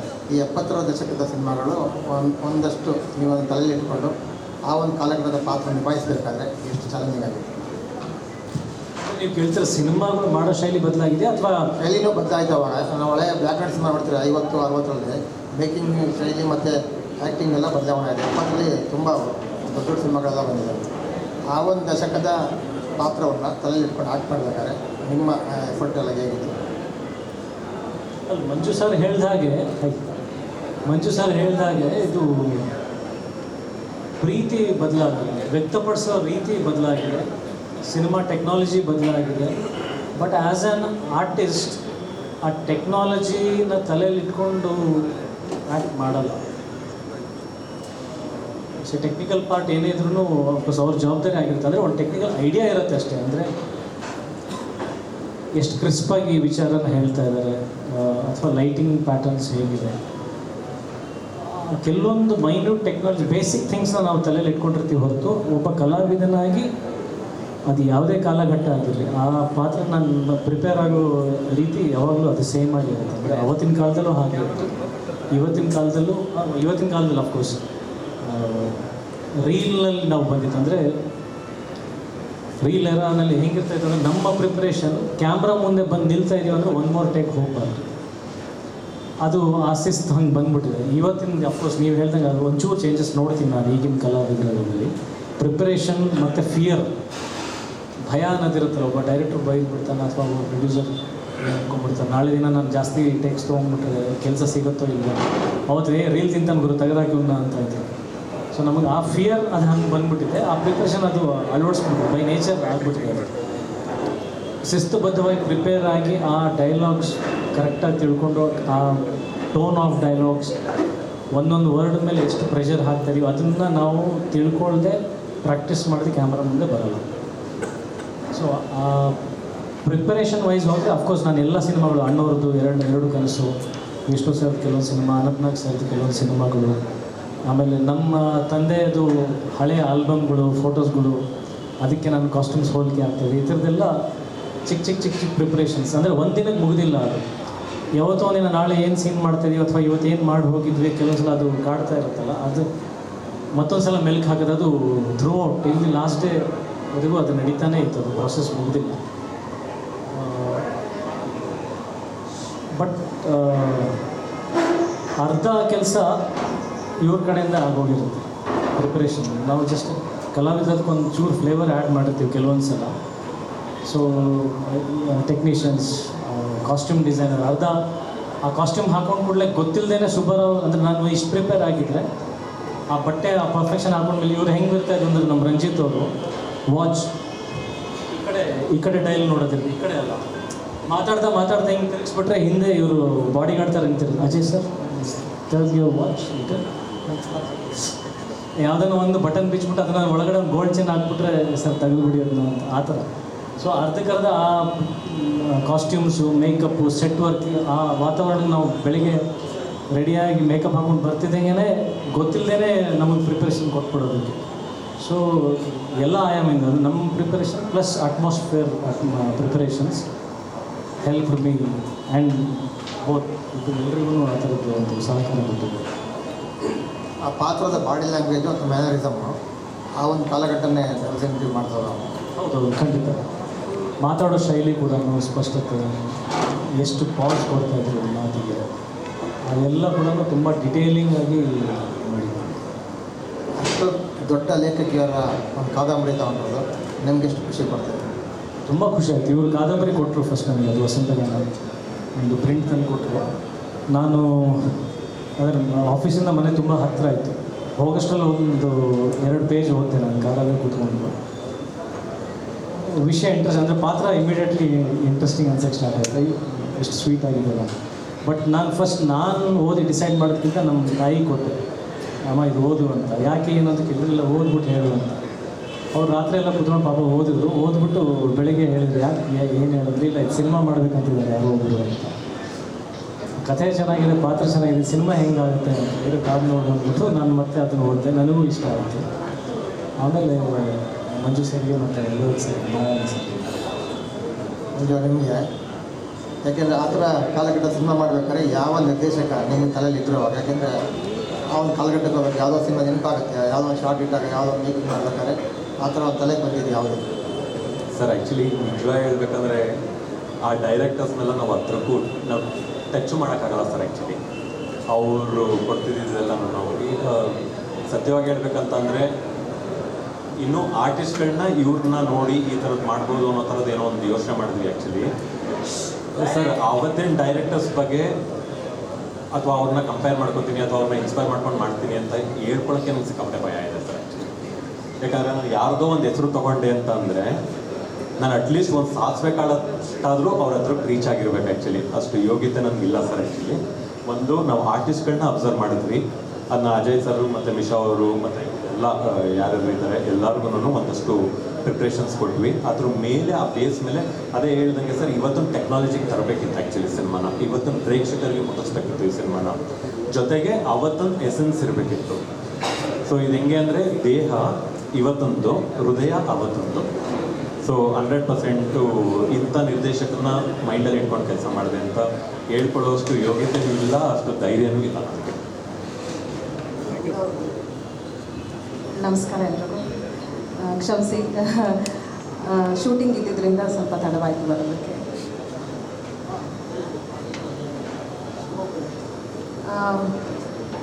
ಪಾತ್ರ ತುಂಬ ಚಿಕ್ಕವಾಗಿದೆ, ಚೊಕ್ಕವಾಗಿದೆ ಅಂತ ಹೇಳ್ಬೋದು. ನಂದು ಲಕ್ಷ್ಮಿ ಅನ್ನೋ ಪಾತ್ರವನ್ನು ನಾನು ನಿಭಾಯಿಸಿದ್ದೀನಿ ಇಲ್ಲಿ.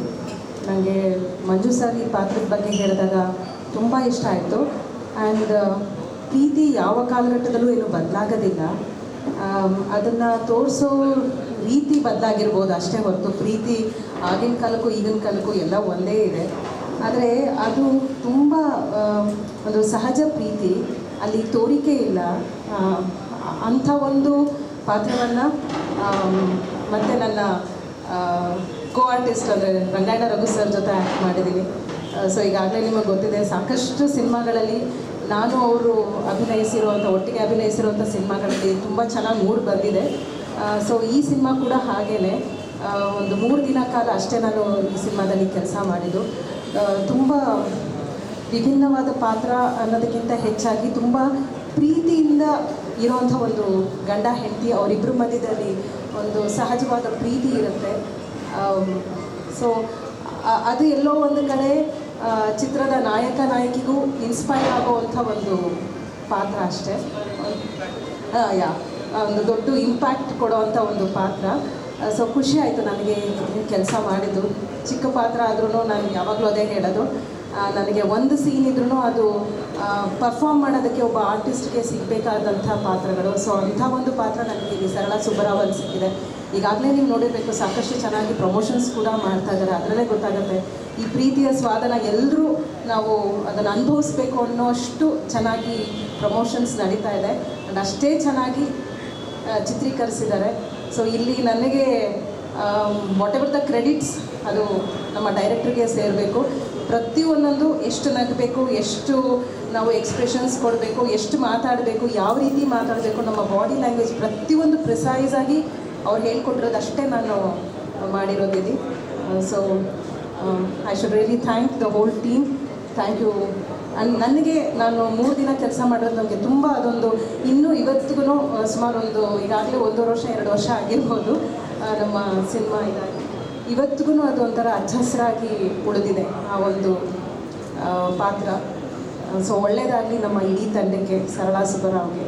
ಅದಕ್ಕೆ ನಿಮ್ಮೆಲ್ಲರ ಸಪೋರ್ಟ್ ಬೇಕಾಗಿದೆ. Thank you. ಎಲ್ರಿಗೂ ನಮಸ್ಕಾರ. ನಾನು ಸಾಂಗ್ ರಿಲೀಸ್ ಟೈಮಲ್ಲೂ ಹೇಳಿದ್ದೆ, ತುಂಬ ಸಿನಿಮಾಗಳು ಮಾಡ್ತಿರ್ತೀವಿ, ಆದರೆ ಈ ಸಿನಿಮಾದ ರಿಲೀಸಿಗೆ ನಾನು ತುಂಬ ಕಾಯ್ತಿದ್ದೀನಿ ಅಂತ. ಸುಮಾರು 2-3 ವರ್ಷ ಆಗಿರ್ಬೋದು, 2 ಇಯರ್ಸ್. ನಾನು ತುಂಬ ಕಾಯ್ತಿರೋ ಸಿನಿಮಾ ಯಾಕೆಂದರೆ ನಾನೊಬ್ಬಳು ಸಾಹಿತ್ಯ ಮಗಳು ಮತ್ತು ನನಗೆ ಸಾಹಿತ್ಯ ನಾವೆಲ್ಸು ನನ್ನ ದೊಡ್ಡ ಹಾಬಿ ಕಾಲೇಜ್ ಟೈಮಲ್ಲೆಲ್ಲ. ಸೊ ಇದು ಈಗ ನಾವೆಷ್ಟೋ ಸಿನಿಮಾಗಳಿಗೆ ಕಮೆಂಟ್ಸ್ ಬರೋದನ್ನು ನೋಡಿದಾಗ ಬಿಡ್ರಿ ಹಿಂದಿನ ಸಿನಿಮಾ ಥರ ಬರೋದೇ ಇಲ್ಲ ಈಗ ಸಿನಿಮಾಗಳು ಕನ್ನಡದಲ್ಲಿ, ಆ ಥರದ್ದೆಲ್ಲ ತುಂಬ ಕಮೆಂಟ್ಸ್ಗಳನ್ನು ನಾವು ನೋಡಿದ್ದೀವಿ. ಹಿಂದೆ ನಾವೆಲ್ಸ್ ಬೇಸ್ಡ್ ಕಥೆಗಳು ಬರ್ತಾಯಿದ್ವು, ಸಿನಿಮಾಗಳು ಮಾಡ್ತಿದ್ರು ಅಂತ. ಈಗ ನನಗನ್ಸುತ್ತೆ ವಸಂತ ಗಾನದ ಮೂಲಕ ವಸಂತಕಾಲ ನಮ್ಮ ಕನ್ನಡ ಸಿನಿಮಾ ಇಂಡಸ್ಟ್ರಿಗೆ ಬಂದೇ ಬರುತ್ತೆ. ಯಾಕಂದರೆ ಇದ್ರ ಹಿಂದಿನ ಶ್ರಮ, ಕಥೆಯಂತೂ ಅದ್ಭುತ. ಯಾಕಂದ್ರೆ ತ್ರಿವೇಣಿಯವರು ಹೇಳಿರೋ ಕಥೆ ಅಂತಂದರೆ, ಅವರು ಬರೆದಿರೋ ಕಥೆ ಅಂದರೆ ಅದಕ್ಕೆ ಮಾತೇ ಇಲ್ಲ. ಅದರ ಜೊತೆಗೆ ಅದರ ಹಿಂದಿನ ಶ್ರಮ, ಮಾತಿನ ಧಾಟಿ ಇರ್ಬೋದು, ಇದು ನಿರ್ದೇಶಕರ ಕೆಲಸ ಎಷ್ಟು ಇದೆಯೋ ಅಷ್ಟೇ ಒಬ್ಬ ಕಾಸ್ಟ್ಯೂಮ್ ಡಿಸೈನರ್ ಕೆಲಸ ಇದೆ, ಒಬ್ಬರು ಸೆಟ್ ಡಿಸೈನರು ಅವ್ರದ್ದು ಕೆಲಸ ಇದೆ. ಎಲ್ಲರ ಕೆಲಸ ತುಂಬ ನೀಟಾಗಿ ಆಗಿದೆ. ಅದ್ರ ಜೊತೆಗೆ ನಾವು ಕೂಡ ಆರ್ಟಿಸ್ಟ್ಗಳು ಕೂಡ ಅದಕ್ಕೆ ಕೈ ಜೋಡಿಸಿದ್ದೀವಿ. I think I feel I am so bless to be part of this, because ನನಗೆ ಯಾವಾಗಲೂ ಇತ್ತು, ನಾವೆಲ್ಲ ಪುಟ್ಟಣ್ಣ ಗಣಗಾರರ ಸಿನಿಮಾ ಇರ್ಬೋದು, ತರಾಸು ಅವರು ಎಷ್ಟೋ ನಾವೆಲ್ಗಳು ಸಿನಿಮಾಗಳಾಗಿದ್ದಾವೆ, ಅಂಥದ್ದೊಂದು ಕನ್ನಡದವ್ರು ಮರ್ತು ಬಿಟ್ಟಿದ್ದಾರೆ, ಯಾರೂ ನಿರ್ದೇಶಕರನ್ನು ಎತ್ಕೋತಾ ಇಲ್ಲ ಅನ್ನೋದೊಂದು ನನ್ನ ಮನಸ್ಸಲ್ಲಿತ್ತು. ಬಟ್ ಇವತ್ತು ನಾನು ಅದರ ಭಾಗವಾಗಿ ಅಂಥ ಒಂದು ಕಾದಂಬರಿ ಭಾಗವಾಗಿ ನಾನಿಲ್ಲಿ ಕೂತಿದ್ದೀನಿ. ನಿಮ್ಮೆಲ್ಲರ ಆಶೀರ್ವಾದ ಬೇಕು, ಕನ್ನಡದ ಗೆಲುವಾಗಬೇಕು. ಯಾಕಂದರೆ ಕನ್ನಡ ಕಾದಂಬರಿ, ಕನ್ನಡ ಸಾಹಿತ್ಯ ನನಗೊಂದು ಇವತ್ತಿಲ್ಲಿದೆ, ಇಂಥ ಆಲ್ಟಿಟ್ಯೂಡಲ್ಲಿ ನಾವು ಇವೆಂಟ್ ಇಟ್ಕೊಂಡಿದ್ದೀವಿ ಅಂದ ತಕ್ಷಣ ಎತ್ತನಿಂದ ಎತ್ತ ಸಂಬಂಧವಯ್ಯ ಅಂತ ಅನ್ನಿಸ್ತು. ಯಾಕಂದರೆ ನಾವು ಮಾಡ್ತಿರೋದು 1970s ಕತೆ, ಇಲ್ಲಿ ಪಬ್ಬಲ್ ಮಾಡ್ತಿದ್ದೀವಿ ಈ ಇವೆಂಟನ್ನು. ಬಟ್ ಏನಂದರೆ ಅದಕ್ಕೆ ಒಂದೇ ಒಂದು ಕೊಂಡಿ ಪ್ರೀತಿ ಅನ್ನೋದು ಅವತ್ತು ಗಾಢವಾಗಿತ್ತು, ಇವತ್ತು ಗಾಢವಾಗಿತ್ತು. ಇವತ್ತು ನಾವು ಯಾರಿಗಾದ್ರೂ ಕೇಳಿದರೆ ನಾವು ಮೊಬೈಲ್ ಇಲ್ಲದೆ ಇರುವಾಗ ಹೆಂಗೆ ಕಮ್ಯುನಿಕೇಟ್ ಮಾಡ್ತಿದ್ದೀವಿ ಅನ್ನೋದು ನಾವು ಮರ್ತೇ ಬಿಟ್ಟಿದ್ದೀವಿ. ಹೆಂಗೆ ಹೇಳ್ತಿದ್ದೀವಿ ಗೊತ್ತಿಲ್ಲ. ಒಂದು ರೋಡಲ್ಲಿ ನಾವು ಹೋಗ್ಬೇಕಾದ್ರೆ ಈಗ GPS ಇಲ್ಲದೆ ಜೀವನ ಮಾಡ್ತಾ ಇಲ್ಲ ನಾವು. ಅದು ಮೊಬೈಲ್ ಮೇಲೆ ಅಷ್ಟು, ಅಂದರೆ ತಾಂತ್ರಿಕತೆ ಮೇಲೆ ನಾವು ಅಷ್ಟು ಅವಲಂಬಿತರಾಗಿದ್ದೀವಿ. ಈಗ ಈ ಸಿನಿಮಾ ಮಾಡುವಾಗ ನನಗೆ ಅನ್ನಿಸ್ತು, ಅಯ್ಯೋ ದೇವರೇ, ನಾವು ಹೀಗೆಲ್ಲ ಜೀವನ ಮಾಡಿದ್ದೀವಿ. ಅದನ್ನೆಲ್ಲ ಮೆಲುಕು ಹಾಕುವಂಥ ಸೀನ್ಗಳಾಗಿರ್ಬೋದು, ಕಥೆ ಆಗಿರ್ಬೋದು, ನಮ್ಮೆಲ್ಲರ ಮುಂದೆ ಇದೆ. ಯಾರು ಅಂಥ ಜೀವನ ನೋಡಿದಿರೋ, ಮಧ್ಯವಯಸ್ಕರಾಗಿರ್ಬೋದು, ಈಗ 30s 40s 50s ಅವ್ರಿಗೆ ತುಂಬ ಖುಷಿ ಆಗುತ್ತೆ. ಈಗಿನ ಬರೋ ಯಂಗ್ಸ್ಟರ್ಸ್ ಅಂತೂ ಖಂಡಿತ ನೋಡಬೇಕು, because life without mobile or technologically ನಾವು ಅಡ್ವಾನ್ಸ್ ಆಗಿರೋದು ನೋಡಿದ್ರೆ I think people should watch this. So I am blessed to be part of this project. Thank you sir. ನೀವು ಫಸ್ಟೇ ಕ್ವಶನಲ್ಲಿ ಆನ್ಸರ್ ಕೇಳ್ಬಿಟ್ಟಿದ್ದೀರಾ. ಹಿಟ್ ಆದಮೇಲೆ ಅಂತ ಹೇಳ್ತಾರೆ, ಹಿಟ್ ಆದಮೇಲೆ ಯೋಚನೆ ಮಾಡೋಣ ಸರ್. ನನಗೂ ಏನಾಗುತ್ತೆ ಅಂತ ಗೊತ್ತಿಲ್ಲ. ನಿಮ್ಮ ಆನ್ಸರ್, ಕ್ವಶನ್ ಆ್ಯಂಡ್ ಆನ್ಸರ್ ಎರಡೂ ನಿಮ್ಮ ಕಡೆಯಿಂದಲೂ ಬಂತು. ಹಿಟ್ ಆದಮೇಲೆ ನೋಡೋಣ ಸರ್, ಇನ್ನೂ ಗೊತ್ತಿಲ್ಲ ಅದ್ರ ಬಗ್ಗೆ. ಖುಷಿಯಾಗಿ ಮಾಡ್ತೀನಿ. ಅದೇ ಸರ್, ಹಿಟ್ ಆದಮೇಲೆ ಅಂತ ನೀವೇ ಹೇಳ್ಬಿಟ್ರಲ್ಲ ಸರ್. ಹಿಟ್ಟಾದ್ಮೇಲೆ ಮಾಡಿ ಅಂತ ಹೇಳ್ತಾರೆ. ನೋಡೋಣ ಸರ್, ನೀವೆಲ್ಲ ಸಹಕರಿಸಿದ್ರೆ ವಿ ವಿಲ್ ಡೆಫಿನೆಟ್ಲಿ ಟ್ರೈ. ಆ ಕತೆ ಮಾಡ್ತೀವಿ ಅನ್ನೋ ಗೊತ್ತಿಲ್ಲ, ಬೇರೆ ಚಿತ್ರ ಮಾಡೋಕ್ಕೆ ಟ್ರೈ ಮಾಡೋಣ sir. And one more thing, ಆವಾಗಲೇ ಆ್ಯಕ್ಚುಲಿ ಬಂದಿರಲ್ಲ, ನೀವೇ ಎಲ್ಲರೂ ವೆಲ್ಕಮ್ ಮಾಡ್ಕೊಂಡಿರಾ. ನಮ್ಮ ಮ್ಯೂಸಿಕ್ ಪಾರ್ಟ್ನರ್ ಸರಿಗಮದ ಕಡೆಯಿಂದ ಮಿಸ್ಟರ್ ಗುಣ ಅವರು ಬಂದಿದ್ದಾರೆ. So I am just welcoming him. ಅಮ್ಮ ಏನಂತ ಸಿನಿಮಾ ಮಾಡಿದ್ಮೇಲೆ, ಕತೆ ಓದಿದ್ಮೇಲೆ ಏನು ಹೇಳೋದು? ಅಲ್ಲ, ಅವ್ರ ಸಿನಿಮಾದು ಏನು ತುಣುಕುಗಳು ನೋಡಿಲ್ಲ. ಅದು ಸಿನಿಮಾ ಮಾಡ್ತಾ ಅಂತ ಹೇಳಿರ್ತೀರಲ್ಲ. ಹಾಂ, ಅದು ಮಾಡಿದ್ದೆ ಅಂದರೆ ಅಷ್ಟು ಎಕ್ಸ್ಪೀರಿಯನ್ಸ್ಗಳನ್ನ ಹೇಳಿದ್ರು, ಖುಷಿಪಟ್ಟಿದ್ದಾರೆ. ಅವ್ರಿಗೆ ಯಾವಾಗಲೂ ಕೇಳ್ತಾ ಇರ್ತಾರೆ, ಯಾವಾಗ ಬರ್ತಾರೆ ಸರ್ ಸುಮಾರು, ಯಾವಾಗ ಬರ್ತಾರೆ ಅಂತ. ಈಗ ಟ್ರೈಲರ್ ನೋಡಿರ್ತಾರೆ ಇಷ್ಟೊತ್ತಿಗೆ, ಪ್ರೆಸ್ ಮೀಟ್ ಆದಮೇಲೆ ಕೇಳಬೇಕು ಅವ್ರ ಅಭಿಪ್ರಾಯ ಏನಿದೆ ಅಂತ. ನನ್ನ ಕುತೂಹಲ ಹಾಗೆ ಇರ್ತೀನಿ ಎಲ್ಲನೂ, ಅಂದರೆ ಅಪ್ಡೇಟ್ಸ್ಗಳು ಕೊಡ್ತೀನಿ, ಬಟ್ ಭಾಳ ಜಾಣತನದಿಂದ ಕುತೂಹಲಗಳನ್ನ ಯಾವತ್ತೂ ನಾನು ಬಿಟ್ಕೊಡೋಣ. ಯಾಕಂದರೆ ಅವರೊಂದು ಪ್ರಶ್ನೆ ಹಾಕಿದ್ರು, ಇದರಿಂದ ಸಿನಿಮಾ ಹೇಗೆ ಮಾಡ್ತೀರಾ ಅಂತ. ಸೊ ಅದೊಂದು ಕುತೂಹಲ ಇದೆಯಲ್ಲ, ಅದನ್ನು ನಾನು ಇನ್ನೂ ಬಿಚ್ಚಿಟ್ಟಿಲ್ಲ. ಸರ್, ಸಿನಿಮಾ ನೋಡಿದ ಮೇಲೆ ಡೆಫಿನೆಟ್ಲಿ ಹೆಮ್ಮೆ ಪಡ್ತಾರೆ. Director, this is regarding title of A movie. Content ಹೇಳ್ತಾ ಇದ್ರಿ ಏನೋ ಮ್ಯಾನಿಫೆಸ್ಟೇಷನ್ ಆಫ್ ಪ್ಯೂರ್ ಲವ್ ಹಾಗೆ ಅಂತ ಹೇಳಿ. ಸೊ ಅದು ಮ್ಯಾನಿಫೆಸ್ಟೇಷನ್ ಆಫ್ ಪ್ಯೂರ್ ಲವ್ ಅನ್ನೋದನ್ನು ವ್ಯಕ್ತಪಡಿಸಲಿಕ್ಕೆ ಬೇರೆ ಯಾವುದಾದ್ರೂ ಒಂದು ಆ ರೀತಿ ಶಬ್ದ ಇಡ್ಬೋದಾಗಿತ್ತಾ, ಅಥವಾ ಈ ಟೈಟಲ್ ಎಲ್ಲೋ ಒಂದು ಕಡೆ ಹೀರೋ ಸೆಂಟ್ರಿಕ್ ಅನಿಸ್ತಾ ಇದೆಯಾ, ಅಥವಾ ಇದನ್ನೇ ಈ ಟೈಟಲ್ ಮೇಲೆ ಯಾಕೆ ಚೂಸ್ ಮಾಡಿದ್ರೆ ಆ ಕಂಟೆಂಟ್? ಸರ್, ಆ್ಯಕ್ಚುಲಿ ಇಬ್ಬರದ್ದು ಹೆಸರಿದೆಯಲ್ಲ ಸರ್, ಸರಳ ಮತ್ತು ಸುಬ್ಬರಾವ್, ಹೀರೋ ಹೀರೋಯಿನ್ ಇಬ್ಬರದ್ದು ಬಂದಿದೆ. ಒಂದು ಕಡೆ ಸೆಂಟ್ರಿಕ್ ಮಾಡಿಲ್ಲ ನಾವು. ಆ್ಯಕ್ಚುಲಿ ಕಥೆನೇ ಸೆಂಟ್ರಿಕ್. ಸೊ ಲೈಕ್ ವಸಂತಗಾನ ಏನಕ್ಕೆ ಇಡಲಿಲ್ಲ ಅಂತಂದರೆ, ಮುಂಚೆ ಸರ್ ಒಂದು ಕೆಲವು ಕುತೂಹಲಗಳು ಇರಲೇಬೇಕು ಸರ್ ಸಿನಿಮಾ ರಿಲೀಸ್ವರೆಗೆ. ವಸಂತಗಾನ ಅಂತ ನಾವು ಇಟ್ಟಿದ್ರೆ ಮುಂಚೆ ತುಂಬ ಜನ ಹುಡುಕಕ್ಕೆ ಶುರು ಮಾಡೋರು, ಇದು ಯಾವುದೋ ಕಾದಂಬರಿ ಇರ್ಬೋದು ಏನೋ ಅನ್ನೋ ಥರದ್ದು. ಎರಡನೇದು ನಾನು ಹೇಳಿದ್ನಲ್ವ ಸರ್, ಅವತ್ತಂದೇ ಸಿನಿಮಾ, ಬಟ್ ಇವತ್ತೊಂದು ಪ್ರೇಕ್ಷಕರಿಗೆ ಮಾಡಿರೋದು. ಸೊ ವಸಂತಗಾನ ಜೊತೆಗೆ ಸರಳ ಸುಬ್ಬರಾವ್ ಚೆನ್ನಾಗೇನೋ ಹೊಂದಿಕೆ ಆಗುತ್ತೇನೋ ಅಂತ. ಆಮೇಲೆ ಟೈಟಲ್ ಸುಮ್ಮನೆ ಹಿಂಗೇನೋ ಪಿಕ್ ಮಾಡಿ ಹಾಕಿದ್ದಲ್ಲ ಸರ್, ಇದಕ್ಕೆ ಸಿಕ್ಕಾಪಟ್ಟೆ ಟೈಟಲ್ಗಳನ್ನ ಶಾರ್ಟ್ ಲಿಸ್ಟ್ ಮಾಡಿ ನಾವುಗಳು ಕೂತ್ಕೊಂಡು ಚರ್ಚೆ ಮಾಡಿ ತುಂಬ ಜನಕ್ಕೆ. ಆಮೇಲೆ ಫೈನಲಿ ಅದನ್ನ ಲೈಕ್ ಒಂದು 15-20 ಟೈಟಲ್ಗಳು, ಅದು ಶಾರ್ಟ್ ಲಿಸ್ಟ್ ಒಂದು 10ಕ್ಕೆ, 10ರಿಂದ 5ಕ್ಕೆ, 5ರಿಂದ 3ಕ್ಕೆ ಹಂಗಾಗಿ ತುಂಬ ಜನ ವೋಟಿಂಗ್ ಅಂತ ಕೊಟ್ಟ ಮೇಲೆ ನಮಗೆ ಸರಳ ಸುಬ್ಬರಾವ್ ಅಂತ ಇಟ್ಟಿದೆ. ಸರಳವಾಗಿದೆ, ಸುಂದರವಾಗಿದೆ ಅನ್ನೋದು ಹೇಳ್ಬೇಕಿತ್ತು ನಾವು ಆ್ಯಕ್ಚುಲಿ. ಪ್ರೊಡ್ಯೂಸರು ಅಪ್ರಾಕ್ಸಿಮೇಟ್ಲಿ ಎಷ್ಟು ಥಿಯೇಟರ್ಸ್ಗಳಲ್ಲಿ ಇದನ್ನು ರಿಲೀಸ್ ಮಾಡೋ ಪ್ಲಾನ್ ಇದೆ sir? Sir number of theatres ಈಗಲೇ ಕನ್ಫರ್ಮ್ ಹೇಳೋಕ್ಕಾಗಿಲ್ಲ, ಬಿಕಾಸ್ ಅವತ್ತಿನ ಯಾವ ಸಿನಿಮಾ ಈ ಮಂತಲ್ಲಿ ತುಂಬ ಸಿನಿಮಾಗಳು ರಿಲೀಸ್ ಆಗ್ತಾ ಇರೋದ್ರಿಂದ. So approximately including multiplex around 100 to 150 ಅಂತ ಪ್ಲಾನ್ ಇದೆ sir at the moment. So it might change depending on the circumstances.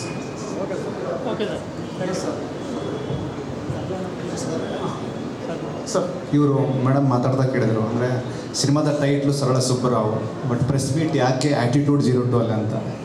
Sir attitude 02 ಅನ್ನೋ ಪಬ್ಬಲ್ಲಿ ಇಟ್ಟಿರೋದು ಏನಂದರೆ ಸರ್ ಒಂದು ಹೊಸತನ. ಮೊದಲನೇದು ದ ಮೇನ್ ಇಂಟೆನ್ಷನ್ ಇಸ್ ಹೊಸತನ. ನಾನು ಹೇಳಿಲ್ವ ಸರ್, ಪ್ರತಿ ಟೈಮ್ ನಾನು I think from last 1 year ಒಂದು 10 ಪ್ರೆಸ್ ಮೀಟ್ ಅಟೆಂಡ್ ಮಾಡಿರ್ತೀನಿ. ಅಂದರೆ ಆ ಜಾಗದಲ್ಲಿ ಕೂತ್ಕೊಂಡು ಒಂದು 100 ಪ್ರೆಸ್ ಮೀಟ್ ನೋಡಿರ್ತೀನಿ. ಸೊ ಪ್ರತಿ ಸರಿನೂ ಇದು ಹೆಂಗೆ ಅಂದರೆ ನಾನೇ ಇಮ್ಯಾಜಿನ್ ಮಾಡ್ಕೋತಾ ಇದ್ದೆ ಕ್ವಶನ್ ಏನು ಅಂತ. ಆ ಒಂದು ಕಾರಣ ಕೂಡ ಇರ್ಬೋದು. ಬಟ್ ಇನ್ನೊಂದೇನೆಂದರೆ ಸರ್ ವೆರಿ ಕಂಪ್ಲೀಟ್ಲಿ ಡಿಫ್ರೆಂಟ್. ಹೆಂಗೆ ಅಂದರೆ ನಮ್ಮ ಸಿನಿಮಾದಲ್ಲಿ ಸರ್ ಯಾವ್ಯಾವ ಸಿನಿಮಾಲಿ ಇದೆಯೋ ಗೊತ್ತಿಲ್ಲ, ನಮ್ಮ ಸರಳ ಸ್ವಭಾವ ಸಿನಿಮಾದಲ್ಲಿ ಎಲ್ಲೂ ಕೂಡ ಸ್ಮೋಕಿಂಗ್ ಕಾರ್ಡ್ ಕೂಡ ಕೊಟ್ಟಿಲ್ಲ ಸೆನ್ಸರ್ ಅವರು. ನಮ್ಮ ಸಿನಿಮಾದಲ್ಲಿ ನೋ ಸ್ಮೋಕಿಂಗ್ ನೋ ಆಲ್ಕೋಹಾಲ್ ಕೂಡ ಬೋರ್ಡ್ ಇಲ್ಲದೆ ಇರೋವಂಥ ಸಿನಿಮಾ. ಆ ಬೋರ್ಡ್ ಕೂಡ ನೀವು ಸ್ಟಾರ್ಟಿಂಗ್ 1 minute ಬರುತ್ತಲ್ಲ, ಆ ಇದು ಕೂಡ ಇಲ್ಲ, ಆ ಕಾರ್ಡ್ ಕೂಡ ಇಶ್ಯೂ ಮಾಡಿಲ್ಲ ನಮ್ಮ ಸಿನಿಮಾಗೆ. ಸೊ ಆ ಕಾರಣಕ್ಕೆ ಸೊ ಹಿಂಗಿದ್ರು ಮತ್ತೆ ಏನು ಚಾನ್ಸ್ ಇರುತ್ತೋ ಇಲ್ಲೋ ಗೊತ್ತಿಲ್ಲ, ಒಂದು ಎಲ್ಲರನ್ನೂ ಸೇರಿಸಿ get together. It's not an event. ನಾನು ಹೇಳ್ದಂಗೆ ಮಾಧ್ಯಮ ಮಿತ್ರವ್ರ ಜೊತೆ ಒಂದು ಸ್ವಲ್ಪ ಹೊತ್ತು ಕೂತ್ಕೊಂಡು ಮಾತಾಡೋಕ್ಕಾಗುತ್ತೆ. ಇಲ್ಲಿಂದ ಅಟ್ಲೀಸ್ಟ್ ಅಲ್ಲೂ ಕೂತ್ಕೊಂಡು ಆ ಪಕ್ಕದ ಜಾಗಕ್ಕೆ ಕೂತ್ಕೊಂಡು ಮಾತಾಡೋಣ ಅನ್ನೋ ಕಾರಣಕ್ಕೆ ಇಲ್ಲಿ ಪ್ಲ್ಯಾನ್ ಮಾಡಿದ್ವಿ ಸರ್. ಸ್ಮೋಕಿಂಗ್ ಕಾರ್ಡ್ ಇಲ್ಲ ಅಲ್ಲಂತೂ ಇಲ್ಲ ಸರ್. ಅಟ್ಲೀಸ್ಟ್ ಇಲ್ಲಾರು ನೋಡೋಣ, ಸ್ಮೋಕಿಂಗ್ ಡ್ರಿಂಕಿಂಗ್ ಕಾರ್ಡ್ ಇಲ್ಲ ಅಂತ ಟ್ರೈ ಮಾಡಿರ್ಬೋದು ಸರ್. ಎಲ್ಲ ನಿಮ್ಮ ಇದು ಯಾಕೆಂದರೆ ಅಷ್ಟು ದೊಡ್ಡ ಲೇಖಕಿ ಕಾದಂಬರಿ ಮಂಜು ಅವರು ಕೂಡ ಒಳ್ಳೊಳ್ಳೆ ಸಿನಿಮಾಗಳು ಮಾಡಿದ್ದಾರೆ. ಪಬ್ಬಲ್ಲಿ ಯಾಕೆ ಅಂತ ಎಲ್ಲರೂ ಅನ್ನಿಸ್ತು ಸರ್. ಈಗ ಆ ಲೇಖಕಿ ಕಾದಂಬರಿಲಿ ಒಂದು ಬಾರ್ ಸೀನ್ ಇದ್ರೆ ನಾವು ಮಾಡ್ತೀವಲ್ವ ಸರ್. ಈಗ ಎಂಥ ದೊಡ್ಡ ಸಿನಿಮಾ ಶೂಟಿಂಗ್ ಬೇರೆ ಪ್ರೆಸ್ ಮೀಟ್ ಬೇರೆ ಸರ್. ಇದು ಪ್ರೆಸ್ ಮೀಟ್ ಅಂತ ನಾನು ಹೇಳಿಲ್ವ ಸರ್, ಪ್ರೆಸ್ ಅವ್ರ ಜೊತೆ ಗೆಟ್ ಟುಗೆದರ್ ಅಂತ ಹೇಳಿದೆ ಸರ್, ಪ್ರೆಸ್ ಮೀಟ್ ಅನ್ನೋದಕ್ಕಿಂತ. ಸೊ ಒಂದು ಹೊಸತನ ಬೇಸಿಕಲಿ ಟ್ರೈ ಹೇಳಬೇಕು ಅಂದರೆ ಸರ್, ಅದನ್ನೇ ನೋಡಿ ನನಗೆ ಬೇಜಾರಾಗಿತ್ತು, ಒಂದು ಹೊಸ ಟ್ರೈ ಮಾಡೋಣ ಅಂತ. ಸೊ ಮುಂದಿನ ಸಲ ಇನ್ನೊಂದು ಜಾಗದಲ್ಲಿ ಎಲ್ಲರೂ ಟ್ರೈ ಮಾಡೋಣ ಸರ್. ಆ ಥರ ಪ್ರತಿ ಸಲ ಒಂದೊಂದು ಡಿಫ್ರೆಂಟಾಗಿ ಟ್ರೈ ಮಾಡೋಣ ಅನ್ನೋದೇ ಒಂದು intention is very simple sir. ಈ ಎನ್ವಿರಾನ್ಮೆಂಟು ಅದಕ್ಕಿಂತ ಇಂಪಾರ್ಟೆಂಟ್ ಏನು ಗೊತ್ತಾ ಸರ್, ಅದೇ ಒಂದು ಎನ್ವಿರಾನ್ಮೆಂಟ್ ನಾವು ಎಲ್ಲೇನು ಮಾಡ್ತೀವಿ ಅಂತ ನಮಗೂ ಗೊತ್ತಾ ಸರ್. ನೀವು ಪ್ರೆಸ್ ಮೀಟ್ಗಳನ್ನ ಅದನ್ನೇ ನೋಡಿ ಬೇಜಾರಾಗಿತ್ತು. ಈ ಥರ ಒಂದು ಸ್ವಲ್ಪ ಲೈಟಿಂಗ್ ಚೆನ್ನಾಗಿ ಕಾಣುತ್ತೆ, ಜೊತೆಗೆ ಸೋಷಿಯಲ್ ಮೀಡಿಯಾಗಳಲ್ಲಿ ಇದೇ ಚೆನ್ನಾಗಿ ಕಾಣುತ್ತೆ ಸರ್. ಆ್ಯಕ್ಚುಲಿ ಟ್ರೆಂಡಿಂಗ್ ಜೆನ್ಸಿ ಹುಡುಗರು ಒಂಚೂರು ಇದನ್ನಾದ್ರು ತೋರಿಸೋಣ. ಸಿನಿಮಾಲಂತೂ ಈ ಥರ ಎನ್ವಿರಾನ್ಮೆಂಟ್ ತೋರಿಸಿಲ್ಲ. ಸೊ ಇದರಲ್ಲೇ ತೋರಿಸ್ಬೋಣ ಈವೆಂಟಲ್ಲಿ ಅಂತ. ಈ 6 ಮತ್ತು 12ಕ್ಕೆ ತುಂಬ ಸಿನಿಮಾಗಳು ಬಂದಿದೆ. ಹೌದು ಸರ್. ಅದೇ ಥಿಯೇಟ್ರದಾಗಲಿ ಹೇಳಿದ್ರೆ ಹೆಂಗಾಗುತ್ತೆ ಅಂತ. ಯಾಕಂದರೆ ಇಷ್ಟೊಂದು ಒಳ್ಳೆ ಸಿನಿಮಾ ಕೊಡ್ತಾ ಇದ್ದಾರೆ ಪ್ರೇಕ್ಷಕರಿಗೆ. ಒಂದು ಕಡೆ ಎಲ್ಲ ಕಾಂಪಿಟೇಷನು ಥಿಯೇಟ್ರು ಎಲ್ಲ ಸ್ವಲ್ಪ ಸಮಸ್ಯೆ ಆಗ್ಬೋದಾ? ಏನು ಮಾಡಿದ್ದೀರಾ? ಹೊಂದಿಸ್ಕೊತೀರಾ ಥಿಯೇಟ್ರ್ಗಳು? ಡಿಸ್ಟ್ರಿಬ್ಯೂಷನ್ ಯಾರು ಮಾಡ್ತಾ ಇದ್ದಾರೆ ಸರ್? ಡಿಸ್ಟ್ರಿಬ್ಯೂಷರು ಹೊಸ ಡಿಸ್ಟ್ರಿಬ್ಯೂಟರ್ ಮಾಡ್ತಾ ಇದ್ದಾರೆ. We are coming with a new distributor actually. So ಅದನ್ನು ನಾನು ಮುಂದೆ ಅನೌನ್ಸ್ ಮಾಡ್ತೀನಿ ಸರ್. ಆ್ಯಕ್ಚುಲಿ ಹೊಸ ಡಿಸ್ಟ್ರಿಬ್ಯೂಟರ್ ರವಿ ಫಿಲ್ಮ್ಸ್ ಅಂತ ಅವ್ರು ಮಾಡ್ತಾ ಇದ್ದಾರೆ. ಸೊ ಮಾತುಕತೆ ನಡೀತಾ ಇದೆ. ಸೊ ಆಗಿದೆ ಅಂದ್ಕೊಳ್ಳಿ. ಸಿನಿಮಾ ಹೆಂಗೆ ಉಳಿಸ್ಕೋತೀವಿ, ಸಿನಿಮಾ ಚೆನ್ನಾಗಿದ್ರೆ ಉಳಿಯುತ್ತೆ ಅನ್ನೋದು ಒಂದೇ ಸರ್ ನನ್ನ logic. Because sir Kannada cinema ಹೇಗಾಗಿದೆ ಅಂದರೆ ಒಂದು 3 ತಿಂಗಳು IPL, ಒಂದು 3 ತಿಂಗಳು ಮಳೆ, ಒಂದು 3 ತಿಂಗಳು, ಈಗ 3 ತಿಂಗಳಲ್ಲ ಸರ್, 1 ತಿಂಗಳು 2 ತಿಂಗಳು ದೊಡ್ಡ ಸಿನಿಮಾಗಳು ಅನ್ನೋ ಬೈದಲ್ಲಿ ಆ ಸಿನಿಮಾಗಳು ಬರಲ್ಲ. ಇನ್ನು ಉಳ್ಕೊಳ್ಳೋದು ನಮಗೆ 2-3 ತಿಂಗಳು ಅಂತ ಅಂದ್ಕೊಂಡೆ. ಎಕ್ಸಾಂಪಲ್ ದೊಡ್ಡ ಸಿನಿಮಾ ಅಂದರೆ ನಾನು ಹೇಳ್ತಾರೆ ಸರ್, ತುಂಬ ಹಳೆಯ ಸಿನಿಮಾಗಳ ನೇಮ್ ಈಗ 1, 2 ಆ ಥರ ಒಂದು ನೇಮ್ ಎಪಿಕ್ಕಾಗಿ ಕ್ರಿಯೇಟ್ ಆಗಿರೋ ಸಿನಿಮಾ ಬರಬೇಕಾದ್ರೆ ಯಾವುದೂ ಸಿನಿಮಾಗಳು ಆ ಹಿಂದೆ ಮುಂದೆ ಬರೋದಿಲ್ಲ. ಬಿಕಾಸ್ ನಮಗೂ ಗೊತ್ತು ನಿಮಗೂ ಗೊತ್ತು, ಕರ್ನಾಟಕದಲ್ಲಿ 300 ಥಿಯೇಟ್ರಲ್ಲಿ ನಮಗೆ ಒಂದು 10 ಥಿಯೇಟ್ರ್ 20 ಥಿಯೇಟ್ರ್ ಕೊಡ್ತಾರೆ. ಬಿಕಾಸ್ ಎಲ್ಲರೂ ಅವರು ಬಿಸ್ನೆಸ್ ನೋಡ್ತಾ ಇರ್ತಾರೆ. ಸೊ ನಮ್ಗೆ ಉಳಿದಿರೋ ಈ ವೆರಿ ಶಾರ್ಟ್ ಸ್ಪ್ಯಾನ್ ಏನಿರುತ್ತೆ ಅದರಲ್ಲೇ ನಾವು ಪ್ರಯತ್ನ ಪಡಬೇಕು. ಸೊ ಯಾರು ಸರ್ 10 ಜನ 15 ಇನ್ನೊಂದೇನು ಗೊತ್ತಾ sir, cinema is not like India Pakistan match. ಗೆದ್ದರೆ ಇಂಡಿಯಾ ಗೆಲ್ಲಬೇಕು ಇಲ್ಲ ಪಾಕಿಸ್ತಾನ ಗೆಲ್ಲಬೇಕು ಅಂತೇನಿಲ್ಲ, 10 ಸಿನಿಮಾಗಳು ಗೆಲ್ಬೋದು. So all are winners. So ಅದ್ರ ಜೊತೆ ನಾವು ಕಾಂಪಿಟೇಷನ್ ಅಂತೇನಿಲ್ಲ sir. Will try our levels. ನಮ್ಮ ಸಿನಿಮಾ ಚೆನ್ನಾಗಿರೋ ಜನ ಬರ್ತಾರೆ ಅಂತ ಅದು ನಾನು ಹೇಳೋದೇನು ಬೇಕಿಲ್ವಲ್ಲ ಸರ್. ಸಿನಿಮಾ ಚೆನ್ನಾಗಿದ್ರೆ ಬರ್ತಾರೆ ಅಂತ ನಿಮಗೆ ಗೊತ್ತು. ಕಾಂಪಿಟೇಷನ್ ಬಗ್ಗೆ ಹೇಳಿಲ್ಲ, ಇಷ್ಟು ಚೆನ್ನಾಗಿ ಮಾಡಿದ್ದೀರಾ, ಥಿಯೇಟರ್ಗಳು ಕೂಡ ಬೇಕಾಗುತ್ತಲ್ವಾ? ಅದು ಏನು ಮಾಡೋಣ ಸರ್, ಪ್ರಯತ್ನ ಆಲ್ರೆಡಿ ಇದೆ. ಆ್ಯಕ್ಚುಲಿ ಕಂಪ್ಯಾರಿಟಿವ್ ಹೇಳ್ಬೇಕಾದ್ರೆ ಸ್ವಲ್ಪ ಲಿಟಲ್ ಲೇಟೇ. ನಾವೇ ತುಂಬ ಟೈಮ್ ತೊಗೊಂಡಿದ್ವಿ ರಿಲೀಸ್ಗೆ. ಆಲ್ಮೋಸ್ಟ್ ಒಂದು 6-7 months ಪುಷ್ ಮಾಡ್ಕೊಂಡು ಬಂದ್ವಿ. One of the other reason, ಕಾರಣಗಳು ಏನೇ ಇರ್ಬೋದು XYZ. So push ಮಾಡ್ಕೊಂಡ್ಬಂದ್ವಿ. ಮತ್ತು ಇದಾದಮೇಲೆ IPL ಶುರು ಆಗುತ್ತೆ. ಮತ್ತು ಅದ್ರ ಮುಂದಿನ ತಿಂಗಳು ಇನ್ನೊಂದೇನಾಗುತ್ತೆ, ಇದೇ ಥರ ಹೋಗ್ತಾರೆ. ಮತ್ತು ಜೂನಿಗೆ ಬರಬೇಡಿ, ಮಳೆ ಬರಬಾರ್ದು. ಸರ್ ಈಗ ಲಾಸ್ಟ್ ಇಯರ್ ಒಂದು ಜೂನ್ ಜುಲೈಯಲ್ಲಿ ಒಂದು ಸಿನಿಮಾ ಆಯಿತು. ಹಿಂಗೆಲ್ಲರೂ ಎಲ್ಲರೂ ಇದೇ ಹೇಳ್ತಾರೆ ಆ ಸಿನಿಮಾಗಳು. ಸೊ ಅಷ್ಟು ಕಾಂಪಿಟೇಷನ್ ಇಷ್ಟು ಕಾಂಪಿಟೇಷನ್ ಅಂತ. ಸೊ ಚೆನ್ನಾಗಿ ಓಡ್ತು. ನಾವು ಇವುಗಳ ಮಧ್ಯೆ ಪ್ರಯತ್ನ ಪಡೋಣ ಅಂತ ಅಷ್ಟೇ ಸರ್. ಒಳ್ಳೆ ಸಿನಿಮಾ ಟ್ರೈ ಮಾಡೋಣ. ಈಗ 10 ಸಿನಿಮಾ ಇದ್ರೇನು ಸರ್? ಸರ್ ಎವ್ರಿ ವೀಕ್ ನಿಮಗೆ ಗೊತ್ತಿರೋ ಪ್ರಕಾರ 6-7 ಸಿನಿಮಾ ಇದ್ದೇ ಇದೆ. ಯಾವ ಮಂತಲ್ಲಿ ಯಾವ ವೀಕಲ್ಲಿ ಇಲ್ಲ ಹೇಳಿ ಸರ್ ಸಿನಿಮಾ. ಲಾಸ್ಟ್ ಇಯರು ನಿನ್ನೆ ಯಾವುದೋ ಒಂದು ಇದರಲ್ಲಿ ನೋಡ್ತಾ ಇದ್ವಿ, 240 ಸಿನಿಮಾ ಇದೆ. ಅದರಲ್ಲಿ 6 ತಿಂಗಳು ಬಿಟ್ಟರೆ 6 ತಿಂಗಳಿಗೆ 240 ಸಿನಿಮಾ. ಜಸ್ಟ್ ಇಮ್ಯಾಜಿನ್ ಮಾಡಿ ಸರ್, ತಿಂಗಳು 40 ಸಿನಿಮಾ ಅಂದರೆ ವಾರಕ್ಕೆ 10 ಸಿನಿಮಾ ಗ್ಯಾರಂಟಿ ಆ್ಯಾವ್ರೇಜ್. ಸೊ ಹಂಗಾಗಿ ಅದು ಇದ್ದೇ ಇರುತ್ತೆ. ಹೋಗ್ತಾ ಇರೋಣ, ರನ್ ವಿತ್ ದ ಫ್ಲೋ. ನಮ್ಮ ಸಿನಿಮಾ ಕೆಪಾಸಿಟಿ ಹೆಂಗಿರುತ್ತೋ ಹಂಗಾಗಿ. ಒಳ್ಳೆಯದಾಗಲಿ ಸರ್. Yes, sir. ಎಲ್ಲರಿಗೂ thank you very much. So